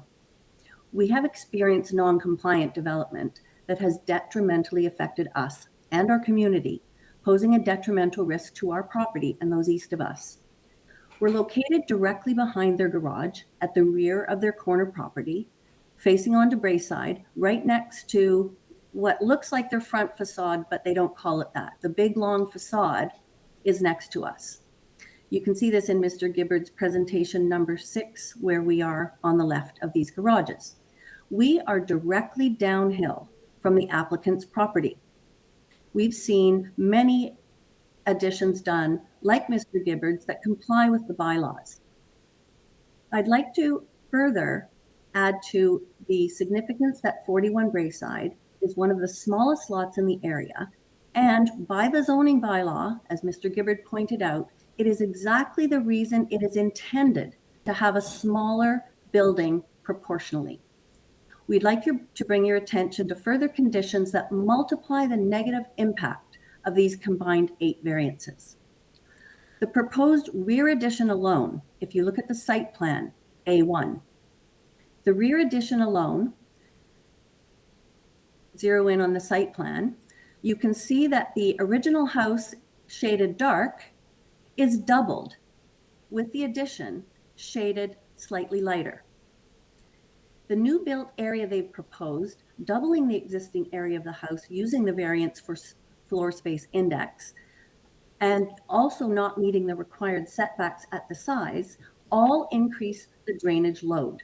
In addition to this, they are also reducing the existing soft landscaping at the rear, effectively resulting in a small fraction of the existing soft landscaping remaining for water absorption. The combination of variances actually reduces the soft landscaping area by approximately 75%. And please ignore what they've done in green. They're trying to include all the city property to the south and to the west. That is not part of their calculations, and it is definitely not the direction that the water flows. Our main concern is that the variances for the proposed building additions together will pose a further risk and harm to our property. Exacerbating the problem, they have an existing detached garage, which is exempted from being included in the floor space index of the proposed building. This reduces the soft landscaping even before the bylaw calculation is applied, and significantly decreases the total rear yard available for soft landscaping. Please look at the drawing A3. In compared to the site plan, they show their rear yard landscaping that they are proposing in dots, right there on the left, a little bit up, rear yard landscaping. Those little dotted area between the existing garage and the porch that they've added on the back, which is not soft landscaping, planters are not, as pointed out, you have to calculate it the way the city does. Compare the dotted area in the diagram of the rear yard, representing the very small proposed lot landscaping area left, only approximately 25% of the landscaping area for what was intended for a building covering an area half the size, and that the applicant now requests it be doubled by granting the increase to FSI, floor space index. I provided a more detailed analysis in my report, included late because they didn't let anybody know they were doing this. The combined conditions multiply the effect of shrinking the proportion of soft landscape to hard built space excessively beyond the intent of the bylaw and of appropriate development of the land not meeting the tests. The result has and will further cause property damage in addition to undesirable precedent. Our property being immediately downhill from 41 Braeside will be directly negatively impacted by runoff, saturation of the subsoil by granting of these proposed variances. The roof area will produce double the additional runoff and covers the ground now available for absorption. Together with the proposed large decrease in soft landscaping, the variances will exacerbate the insufficient area available for absorption of precipitation and meltwater, causing excessive runoff and flooding of basements. We've already experienced pooling of rain and meltwater on our property from recent development of neighboring properties to the west, which are also uphill, and that have been permitted to exceed the bylaws, allowing runoff to flow directly and indirectly onto our property in contravention of the bylaws, zoning, and building code. Could you please wrap Intention up? of these regulations, I will. Thank you. These variances together cause great potential damage to our yard and everyone east of us downhill. The storm sewers were not designed to comply with or to handle this. It's very important to limit develop now to what is in the bylaw until the city can increase the sewers and take into account what is actually left, this tiny little piece compared to all the other yards, which many do hold all their own water, and they must hold all their own water. If they are allowed any of these variances, which we hope they're not, and we request that you do not guarantee or allow, at a minimum, we respectfully request if any variances are accepted, that there be a condition imposed that the variances may only be applied if in fact the existing building is retained. Already on our street, there was a building torn down that had variances approved. They then asked to get the same variances used on a brand new building. This looks like a new building. They've kept almost nothing of the original house, just the two small walls, front and back. Everything else is gone. It even says on the plan, 2 dwellings. I don't know what that means. Okay, thank we you. respectfully We'll have to stop you committee, there. please deny the variances. Thank you. All right. Any questions of this resident? No, I think that's it. Is that right, staff? That's everyone? I think we have heard enough at this point. All right. So shall we have the applicant back to address the concerns raised by the residents, please? Thank you everyone for taking the time to share your concerns. Simply stating, our intention is not to overbuild the house, but rather to create a home that is proportionate to those in the surrounding neighborhood. Given that my lot is slightly smaller, these variances are necessary and are based on precedence. Visually, the house will be comparable in size to other upgraded properties in the area. I'm going to address first the tree issue. We have submitted a letter from a licensed arborist that it was an unprotected tree. He inspected the tree and arranged for its removal. Regarding lack of communication, my client has been in direct and constant communication with the concerned neighbor. She has given them the opportunity to express their concern. While she was traveling, she proposed to meet virtually to address them. She had offered to discuss revising the canopies that neighbor perceived as a factor contributing to the size of the house. The neighbor has not provided any response to her offer. Instead, their position remains generic that the house is too large for the lot and it should be built as of right. My client has clarified that the requested FSI is comparable to other approved FSIs in the area. The neighbor did raise a concern about the side wall window overlooking my client's rear yard, which provides a view to the BRAESIDE through her lot. That's on the page 2. It's visible on page 2 of my presentation. It is important to note the location of this window as shown on the site plan, page 2 and 6. While we understand their concern, please note that even a 6-foot addition would impact the window. My client has also reached out to the other opposing members on Lang's side. However, they have expressed no specific concerns other than they are supporting their friend. I personally delivered 19 packages to the neighbors. Of the presentation, please, my updated presentation. If you can go to my updated presentation, and that's the window is clear on the second page.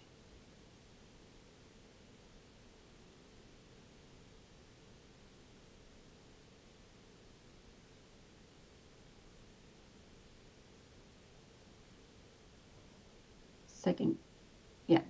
So you see the window which of the neighboring property. I personally delivered 19 packages to the neighbors, so I can meet them and address if there's any specific concerns that I can address. I met with some of the neighbors on the BRAESIDE. They had no objection to the proposal. Unfortunately, the neighbors who sent opposing letters were not at home, so I left a package in their mailbox with my contact info. I didn't hear from them.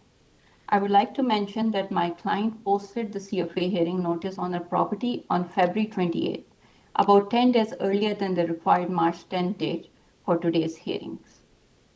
I'm going to address the individual variances. Side yard setbacks, as I mentioned, these are the existing side yard setbacks. We are maintaining the north, south, and the east wall of the house. The only house that we are demolishing is the front wall, which is we are bringing 4 feet 7 addition, because that would have come into the middle of the room. The rear addition, we are keeping the existing wall and have some connections to the rear addition. The 41 Braeside was built in 1940 and has had these setbacks since its construction. Mr. Ed mentioned a wall-type effect between the property. That has existed since the two houses were originally built. All we are requesting is the approval to construct a 4 feet 7 deep addition at the front, so that this alignment is necessary with the existing setbacks, so the jog doesn't come inside the room, which would interfere with the functionality of the rooms on the both floors. For the rear addition, we have already increased the setbacks. On the south, it's at allowable 0.45 meters, and on the north side, it's 0.75 meters. Regarding increased massing, we are not requesting a variance for the front yard setback. Our front wall is aligned with the 19 Langton. Our proposed design remains well below the allowable building height and main wall height. If you can have a look at the elevation on page 11.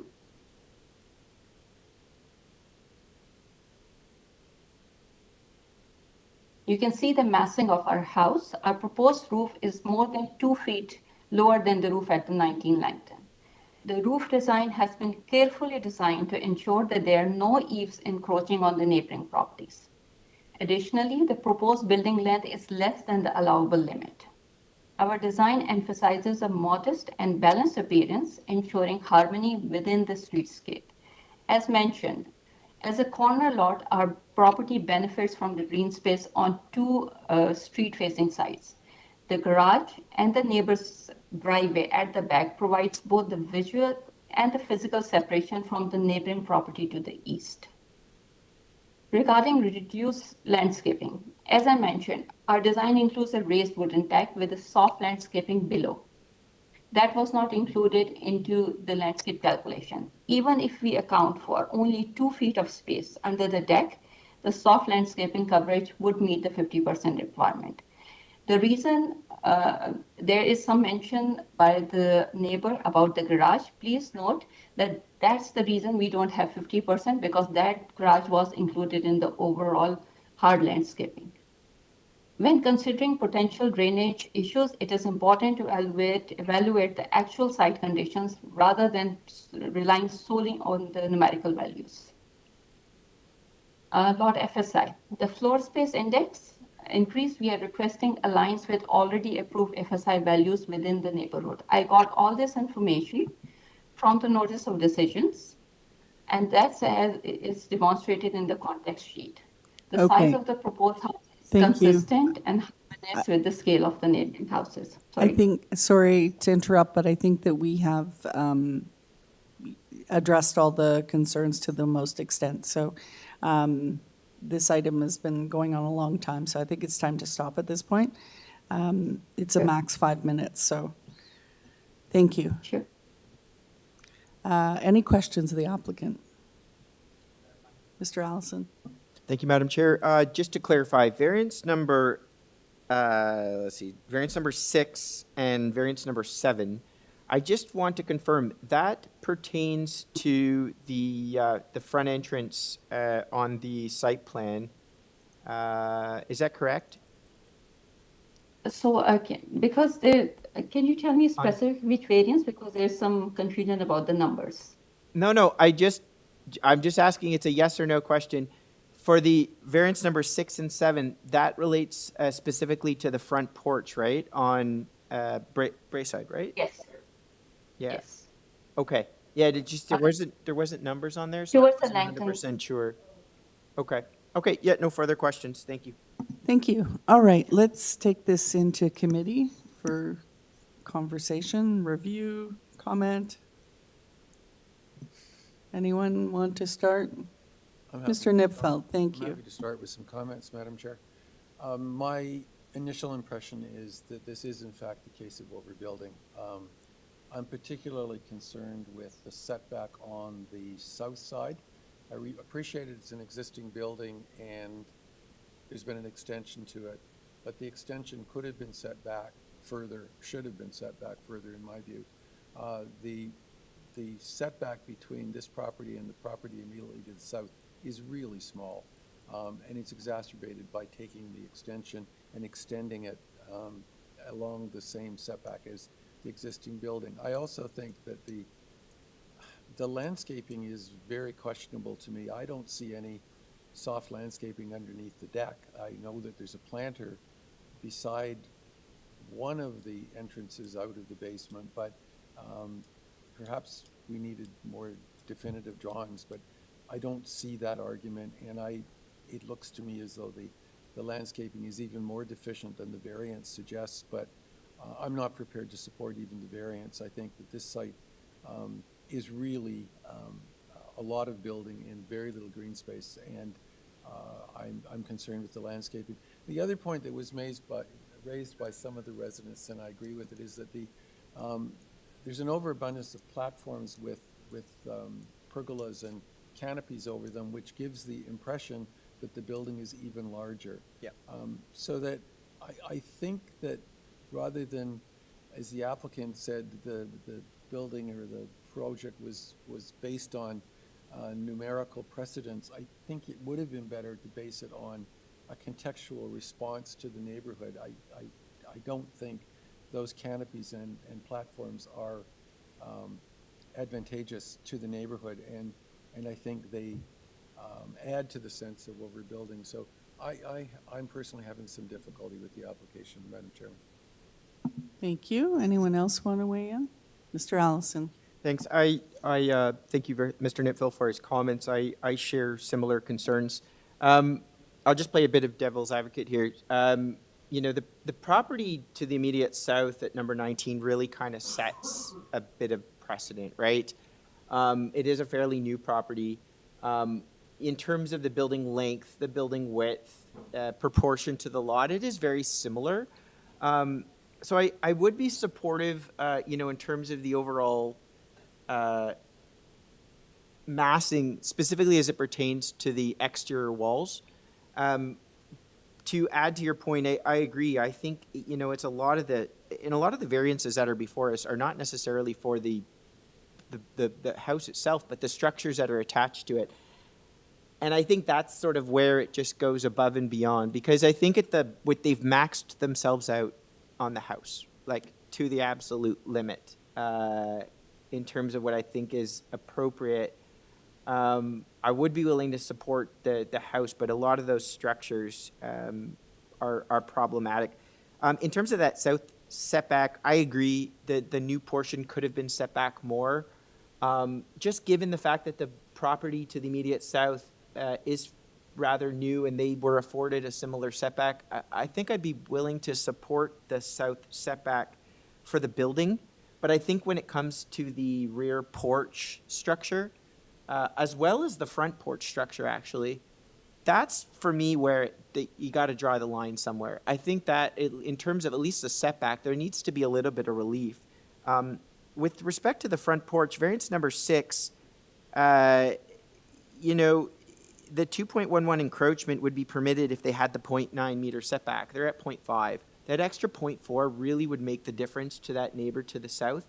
It also, you know, you got to think all the traffic going through that front porch and the proximity to their window. They're right there. So that extra foot would make a bit of a difference. And it would also eliminate variance number 7, which wouldn't be required if variance number 7 is the nature of the fact that they don't comply with number 6. So number 6 and 7 pertaining to the front porch, I've got a good issue with. And with respect to the rear canopy, that really is variance number 1. And that has to do with again, that south setback to the neighbor there. I think there needs to be a little bit more relief. And all of that stuff, well, particularly, at least the back, that really contributes to the landscaping.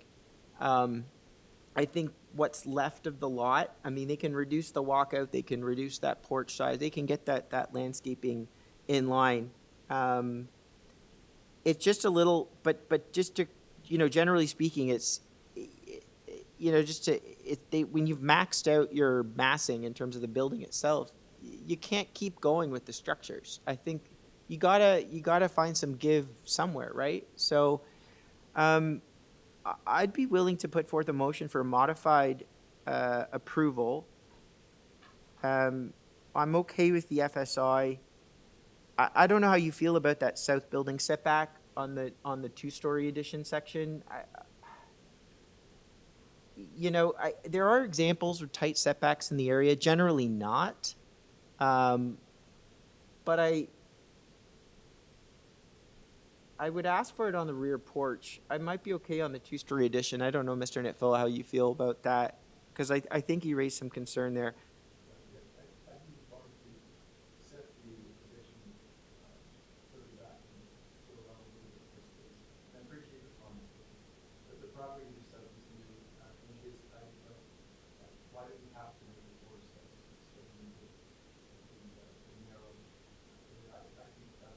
Yeah. The other thing I wonder about is whether in this case it makes sense, and I hate after all that discussion about the bill, but one of, I think it was Mr. Gibbard, said that he was really anxious to consult. He wanted to participate. He thought that they could actually come to something that the community would support, but that there was absolutely no appetite for consultation. So that's important. Yeah. Consultation would help. That would be great. I don't know. It sounds as though the applicant's resistant to that. Yeah, my only concern with that is, aside from but the deferral aside, with respect to that variance number 3 for that south setback of the building, I would, just given the sort of intricacy of this application, it would limit us in terms of tying to site plan and elevations in that case. And I do note that there is some relief given on the north side, albeit slight, but I want to make sure that it just becomes difficult to tie to in that case. And the north side overlooks very large boulevard. The green space might be fine. I think the north side's okay, just given, there's some liberties that can be taken as a corner lot. The inclusion to the neighbor's submission about the inclusion of that city boulevard as part of the landscaping, it's helpful, but I just think there's almost nothing left of this backyard. You're gonna come off that deck, you're gonna take a couple steps and you're at the garage. Also, given the visibility from the street, it's a corner lot. That reduction in landscaping or what's left of that backyard is going to have a visual impact. When you see all that structure and everything back there, it's going to weigh in terms of how the massing and the attached structures appear in relationship to the lot size. So you'd really require more lot depth in order to facilitate those types of large walkout and porch structures. So,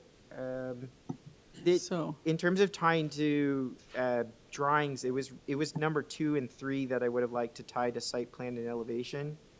But if you're looking at a refusal, you look at a refusal in number 3. My only concern is it would have been to tie that to the existing portion of the building that they're retaining. To set that back now, they require them to construct a new foundation. You know what I mean? It would just be to the new portion. So perhaps you can word the variance that it only will apply to the addition on the, I don't know, the rear, the front as well. I mean, it would have been nice too on the front to have a little bit of that inset just to pull off the neighbor, give a little bit of separation from the street. And again, these are just like architectural, like, they're small adjustments, but they make a big difference. And I think they can go a long way to address some of these neighbors' concerns. It's a complicated motion. Do you want to, do you want to go for it? Do you want me to have it? Okay. Proceed. Madam Chair, before we proceed, I think the neighbor have raised very strong point about consultation. And the representative also indicated that they had taken some steps. When I reviewed the staff report, it seems quite positive. I would not be directly inclined to just refuse this application, but give them time. What my colleague have put forward seems very interesting. And I also see a sort of opportunity for the parties or the neighbors to work together to get something out of here. So most likely I will support Mr. Nitfield options for deferral to give them time to make this consultation. Madam Chair, I rarely would speak up, but you spent probably a fair amount of time on this application. Yeah. It sounds like you're struggling to redesign this application. And now I hear there is a deferral contemplation. Yeah, I don't think that a deferral, in my opinion, a deferral would be beneficial. I think that the applicant, and the applicant has indicated that they have provided the packages. Yes, there was a limited amount of time. I think the residents have had their opportunity to make comments. It's not that complicated an application, No. and I don't think it would benefit. I don't think they're going to come to a resolution that's going to be beneficial to either side at this point. So I really think we're better to just make a decision on this one way or another.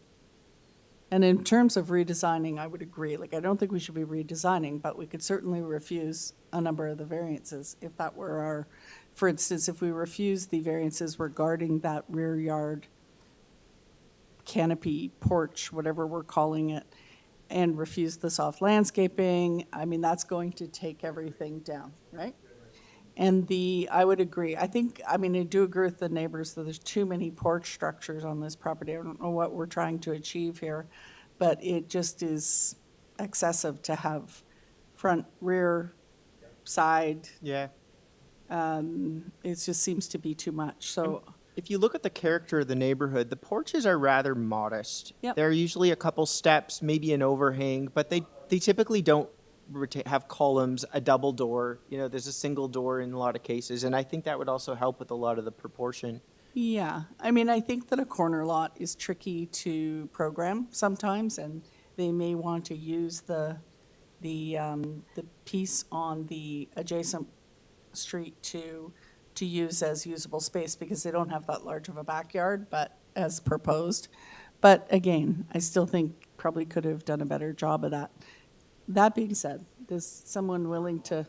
Sure. Jordan, we're putting our money on you. Okay, let's see where this goes. All right, I'll bring a motion to approve this application in part as follows. Variance number 1 will be refused, and that relates to that canopy, the rear. Variance number 2 for the north building setback. That I will approve. Variance number 3 for the south building setback.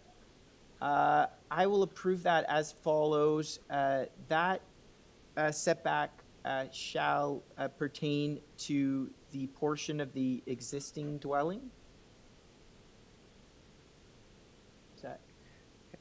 All right, variance number 4 regarding the deck setback on the south side, I will refuse that. Variance number 5 pertaining to the soft yard landscaping, I will refuse that. Variance number 6 and variance number 7 pertaining to the front porch, I will refuse both of those. And I will approve variance number 8 related to the FSI.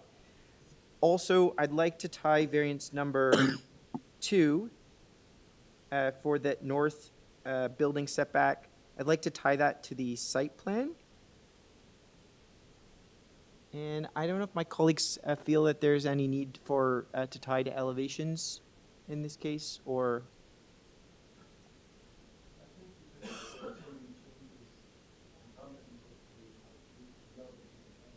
Yeah, okay, very good.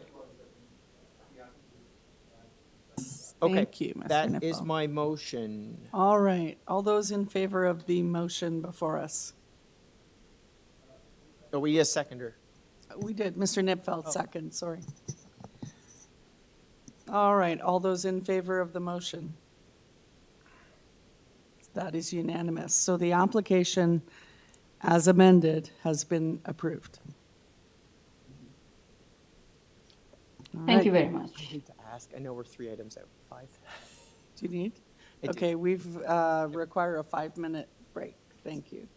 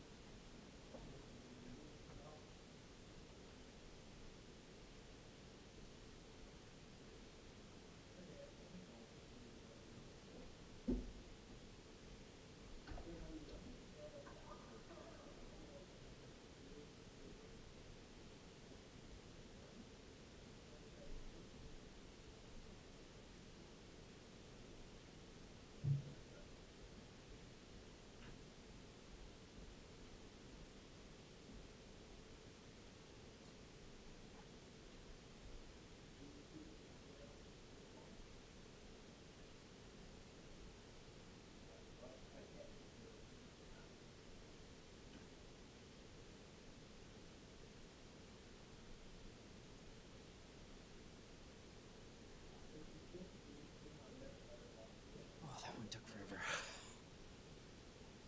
Yeah. We had to pick apart, and we had to pick apart all the, and the variances were kind of hard to figure out what's what.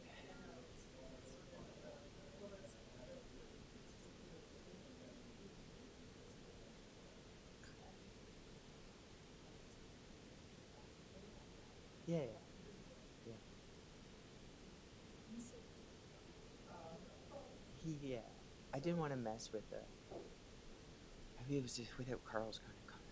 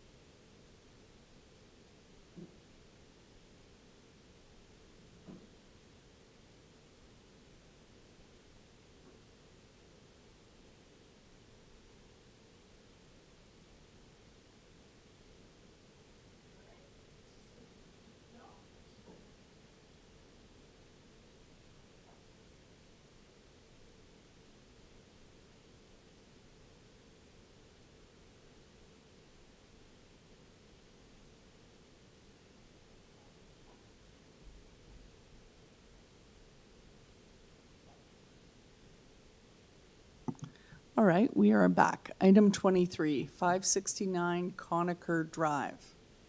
This is an application to construct a new dwelling with a front porch and rear yard. We have variances for number of stories, area of rear balcony, height of front porch above grade, height of main pedestrian entrance. On file, we have a previous decision, survey, plans, tree plan, photos, presentation, community planning email, and an urban forestry memo. Do we have the applicant with us? Yes, Madam Chair. Good evening, Ali Shakeri, 326 Shepherd Avenue East. Thank you, Mr. Shakiri. Do you have any changes to make to the application today? Yes, Madam Chair, we were in contact with the planning department and we undertook to remove variance number 3 with regards to the height of the front porch. So I wish to remove variance number 3. Thank you. All right, and we have nobody here on this matter, no residents, so I think we can, do we want a presentation, anyone? No. So I think unless there's something you want to point out to us, we'll just take this into committee. Nothing to add on my side. Thank you. Thank you. All right, committee, Mr. Nipfeld. Madam Chairman, I only have one issue on this particular application, and that has to do with the raised deck at the back. There is an overview problem, I would argue, to the north, and I would suggest that there be a privacy screen erected along the north boundary of that rear deck. Otherwise, I think the application's great. Thank you. Any other comments? Mr. Allison. Thank you. Just a clarifying question. So with eliminating variance number 3 pertaining to the front porch height, that's at 1.3. Actually, could the applicant just point that out? Because does that not affect the front door height? Or perhaps, yeah, I just want to understand where that... So we went into committee. Oh, we're in You want to committee. go out of committee and ask the applicant? That's okay. Yeah, can we just get that clarification from the applicant? Okay, we'll go back out of committee. Mr. Shakiri, did you hear the question? Sorry, I just unmuted myself. I apologize. Yes, I heard the question. Planning department actually mentioned that that variance is not required. So we double checked that with the zoning department. They agreed, and that's why we are removing that variance. So there is a shady part of the zoning bylaw, section 5104050 and 10.540.50 and 10.540.60 are just sort of overlapping, creating a lot of confusion. So when we confirmed with the zoning department, they agreed that we do not need to ask for both of the variances. One would be enough. That's why we asked only for the first floor height. Okay, yeah, and Mr. Shakiri, his dimension on his elevation shows at 0.2 meters to the step that goes from the, I guess, the platform, what they would call that front porch, up to the front door. So that all makes sense. Okay, yeah, no further questions. We can... Thank you very much. Now we'll take this back into committee. Okay. Comments or motion? Mr. Nipfel. Unless my colleagues have any concerns, I'd like to move a motion of approval subject to providing a privacy screen on the north edge of the rear deck and forestry conditions number 2 and 3. Oh, 1.5 yeah, 1.5 is standard. I'm just trying to think of, from the floor. yeah. All right. And do we have a seconder for that? Oh, I'll second it. Oh, thank you, Mr. Allison. All right, all in favor of the motion? That is, sorry? We did for 2 and 3. Yes. All in favor? Mr. Allison? Any more questions, Mr. Secretary Treasurer? All right, all in favor? One more time. Okay, that is unanimous. Carried, your application has been approved. Thanks so much. Thank you. All right, item 24. 3344 Yonge Street. This is to alter the existing building by constructing a 3-story rear addition that adds one additional commercial unit and 2 residential units. We have variances for building setback to lot line abutting a laneway on the opposite side of lane, non-residential floor level above ground, angular plane penetration along the rear yard setback, distance from an R district, number of parking spaces, setback from north wall of building to lot line, and angular plane facing an R district. On file, we have a survey, plans, revised plans, March 13th, 25, applicant's revision, email, community planning report, and TTC comments. Do we have our applicant online? Hello, my name is Austin Emino of 82 Formosa Drive. Thank you. And do you have, first of all, any changes to make to the application today? Yes, so based off working with planning staff, we adjusted the rear setback proposed. So initially, we were proposing 5.21 meters, but we have revised it to 5.69 meters. And just to clarify, that is variance 1 on the public meeting notice? Yep, variance 1 and also number 4. Number 4, okay. The same number? Yes. Okay, thank you. All right, so we do have a resident in attendance, so could you provide us with a brief presentation of the proposal? Yep, so we're proposing to construct a rear 3-story addition with egress stairs to add 1 new commercial and 2 new residential units on the property. In order to achieve this, we need some minor variances. So in terms of the rear setback from the opposite side of the lane, we're proposing 5.69 meters, whereas 7.5 meters is the minimum.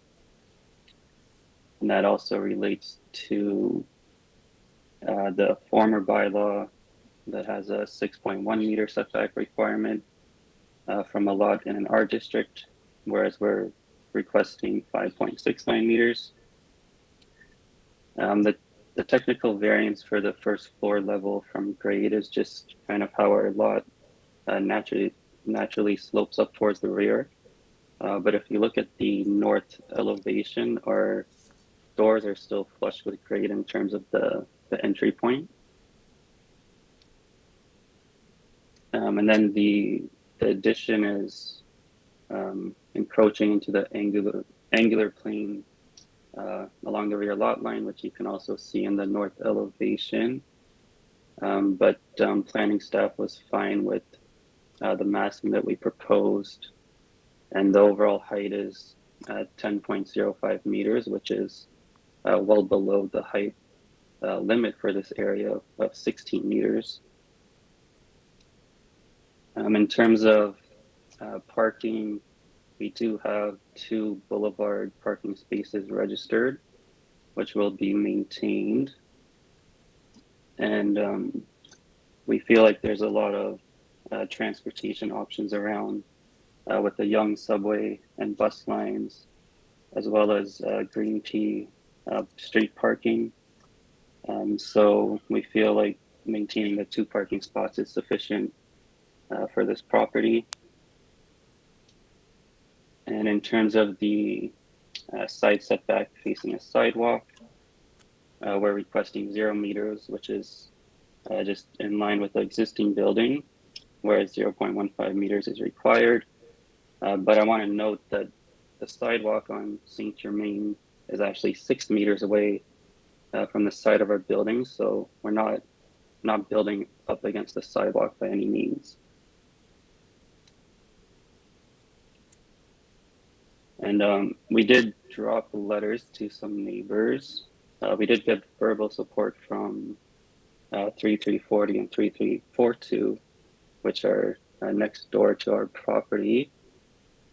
We didn't hear back from anyone else that we dropped letters to, so I'm not sure which person is in attendance today. But otherwise, we feel like our proposal is passes the 4 tests of committee, and that it's after working with planning staff, that addressing their concerns, that it's overall a good proposal. All right, thank you. Do we have any questions of the applicant? No? All right, let's hear from the resident. Okay.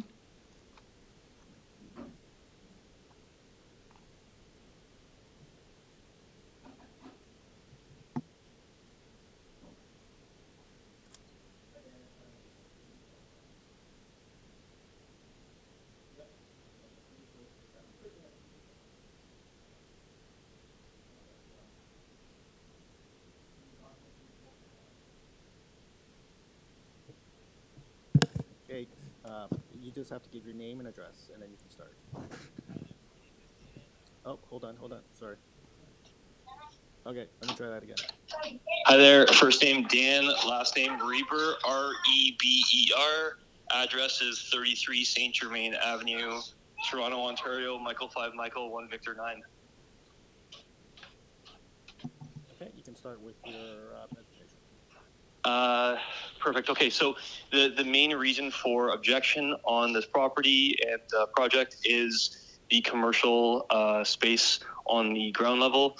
There is currently, obviously, on adjacent on that corner, a convenience store, but the critical factor is public parking on the same side where the project's going up, and then on the opposite side, a mastermind, which on the weekends is generally either full with people parking double parked over the sidewalk and onto the street. And I think just from a congestion point, it would be really unsustainable. It's already kind of critical max during weekends. So that's where I'm coming from with the objection. That's all I have. Thank you. We'll see if the panel members have any questions. Any questions of the resident?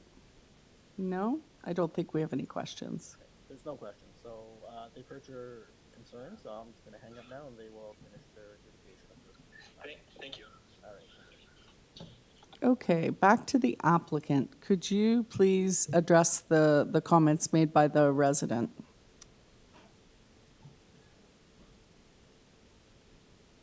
Yes, so I mean, in terms of proposing commercial space, there's no variance associated with that. And kind of like within the bylaw itself, it actually wanted to maintain commercial space on the ground floor and only have residential above the ground floor. So if we had happened to put residential on the ground floor, that would actually add another variance to this proposal. So I think commercial space on the ground floor is suitable for this lot. And the store itself isn't very large in nature. It's about just over 60 square meters in size. So I don't think the use of the store would create a lot of vehicle traffic, and it's mainly pedestrian-based store where people will just be walking in the neighborhood and going to the store, similar to the convenience store that exists there today. Okay, so just to clarify, the additional new commercial is at the rear of the existing building and in the addition on the ground floor? Correct. Okay, thank you. All right, any other? Mr. Nipfeld, go ahead. Just a very quick question. If I understand your site plan correctly, you've got 2 parking spaces in the boulevard. Is there, to address the concern that was raised, and I realize it's only 1 parking space, you're asking for a variance from 3 to 2 parking spaces. How difficult would it be for you to provide 3 instead of 2 spaces and remove the variance? It increases parking minimally, and it removes the variance.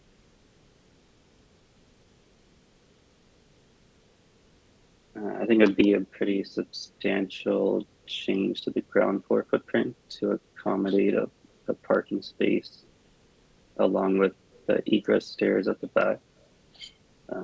Because we don't have much lot width, so the egress stairs kind of have to go width to width in order to get up to all the floors. So we can't really run it in a different direction.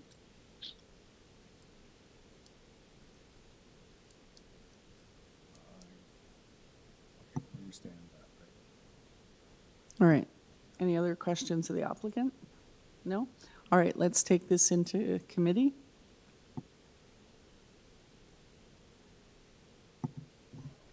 I would just say that I hear the concerns of the resident.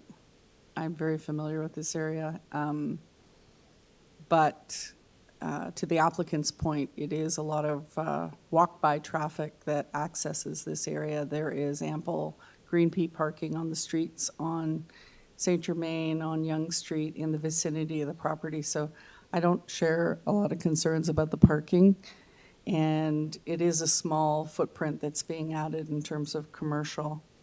And other than that, I don't have any major concerns with the application.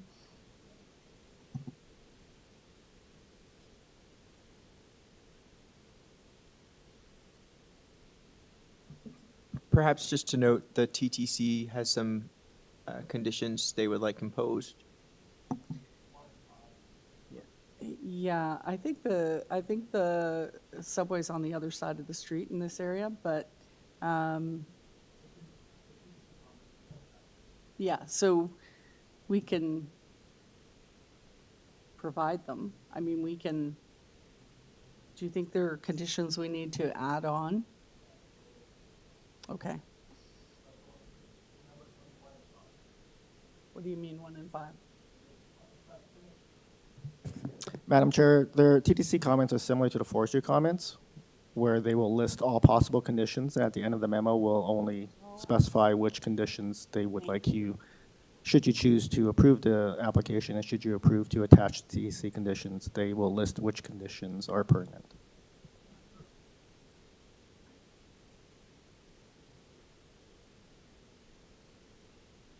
So they're asking for a technical review?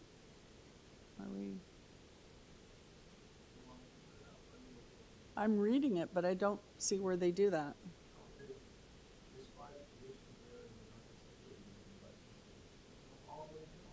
And at the bottom, they're just saying advisory comments. Oh, there's more after they sign it? Oh, got you. Thank you. Yes, so admittedly, it might be a little confusing as the table is after the signing. That's okay. It's just we don't get these comments a lot. So 1 and 5 are their conditions.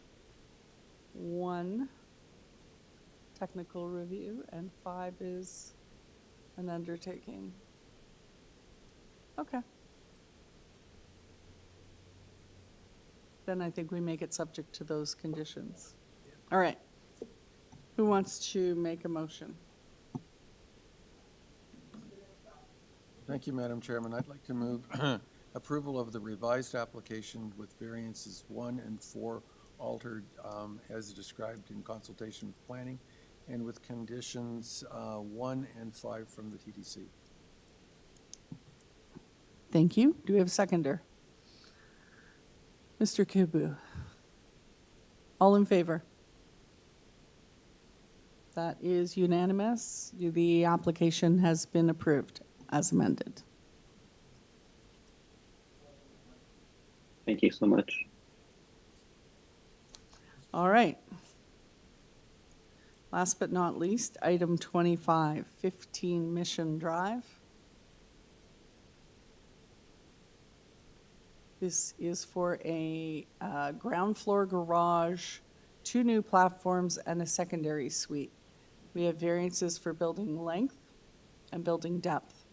On file, we have a survey, plans, cover letter, arborist report, and an urban forestry memo.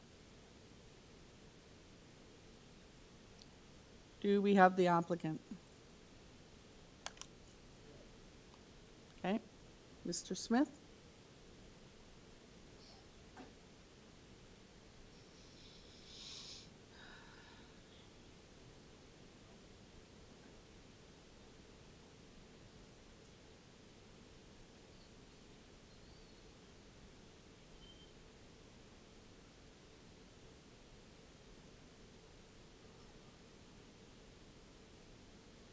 Agent for the application, 2814 Hollington Crescent, Mississauga. Thank you. All right, let's see. And do you have any changes to your variances today? No, thank you, Madam Chair. All right. Do we need a presentation panel? No, all right. Unless there's something that you want to point out, we don't need a presentation and we'll move into committee for consideration, but we do have a question. Go ahead. Nothing to add, Madam Chair. Thank you. Thank you, Madam Chair. Just a question, if there's any concern, should we give approval that we tie the approval to your site plan and side elevation drawing? And that's really just to ensure that you're maintaining a single story on the building and that, No. yeah, that's all right? Yeah, no concern at all. All right, thank you. No further questions. Thank you. Okay, let's take this into committee. Motion. Thanks. I'll take us home today. All right, this is pretty straightforward. You know, I'll be honest, generally, you know, I would have some concern with the depth and length with this type of application. But I think given the fact that it is a corner property, it helps to mitigate the impact on adjacent neighbors. And also, I mean, it's a single story. So, you know, I think we can be a little bit more, you know, forgiving with length and lot depths because the impact is significantly less. To comment Mr. Nitfield made a few hearings ago, I think it's also important to ensure that we are accommodating different types of structures, and not everybody wants to or can accommodate a second story. So, you know, these kind of larger bungalows, I think, are an important part of our infrastructure. And I think that given, I would be supportive of the length and depth variances before us today. If there's no other comments, I'll bring a motion. Yeah, okay, motion to approve subject application, tying it to drawing number S6, site plan, and drawing number S11, which are side elevation drawings. That's my motion. Oh, and forestry 1, thank you. Forestry 1 in there? Sorry, Madam Chair, Mr. Allison, Yes. S11 is labeled rear elevation. Let me just confirm. If that's what you want, that's fine, but you've called it side.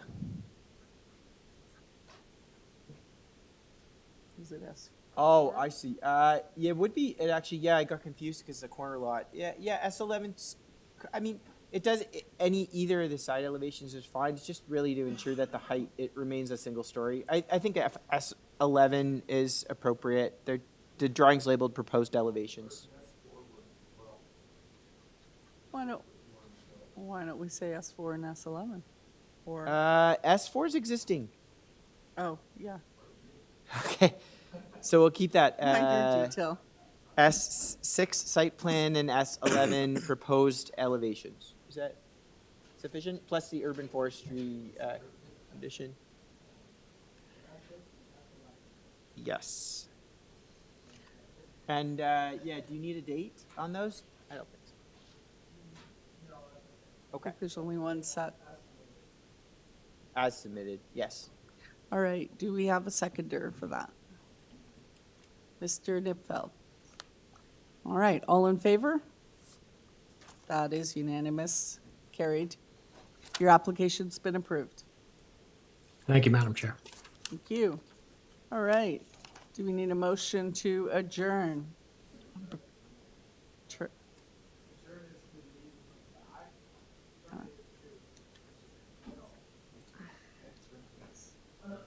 We might challenge you on that. You don't but want us back? Not tonight.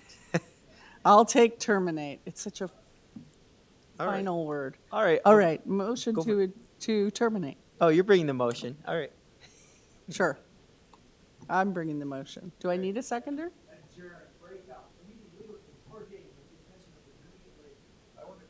Hmm. Funny, because pretty sure they do that at council. I don't think council terminates meetings, but whatever. Okay, whatever does the trick. Meeting is over. Thank you.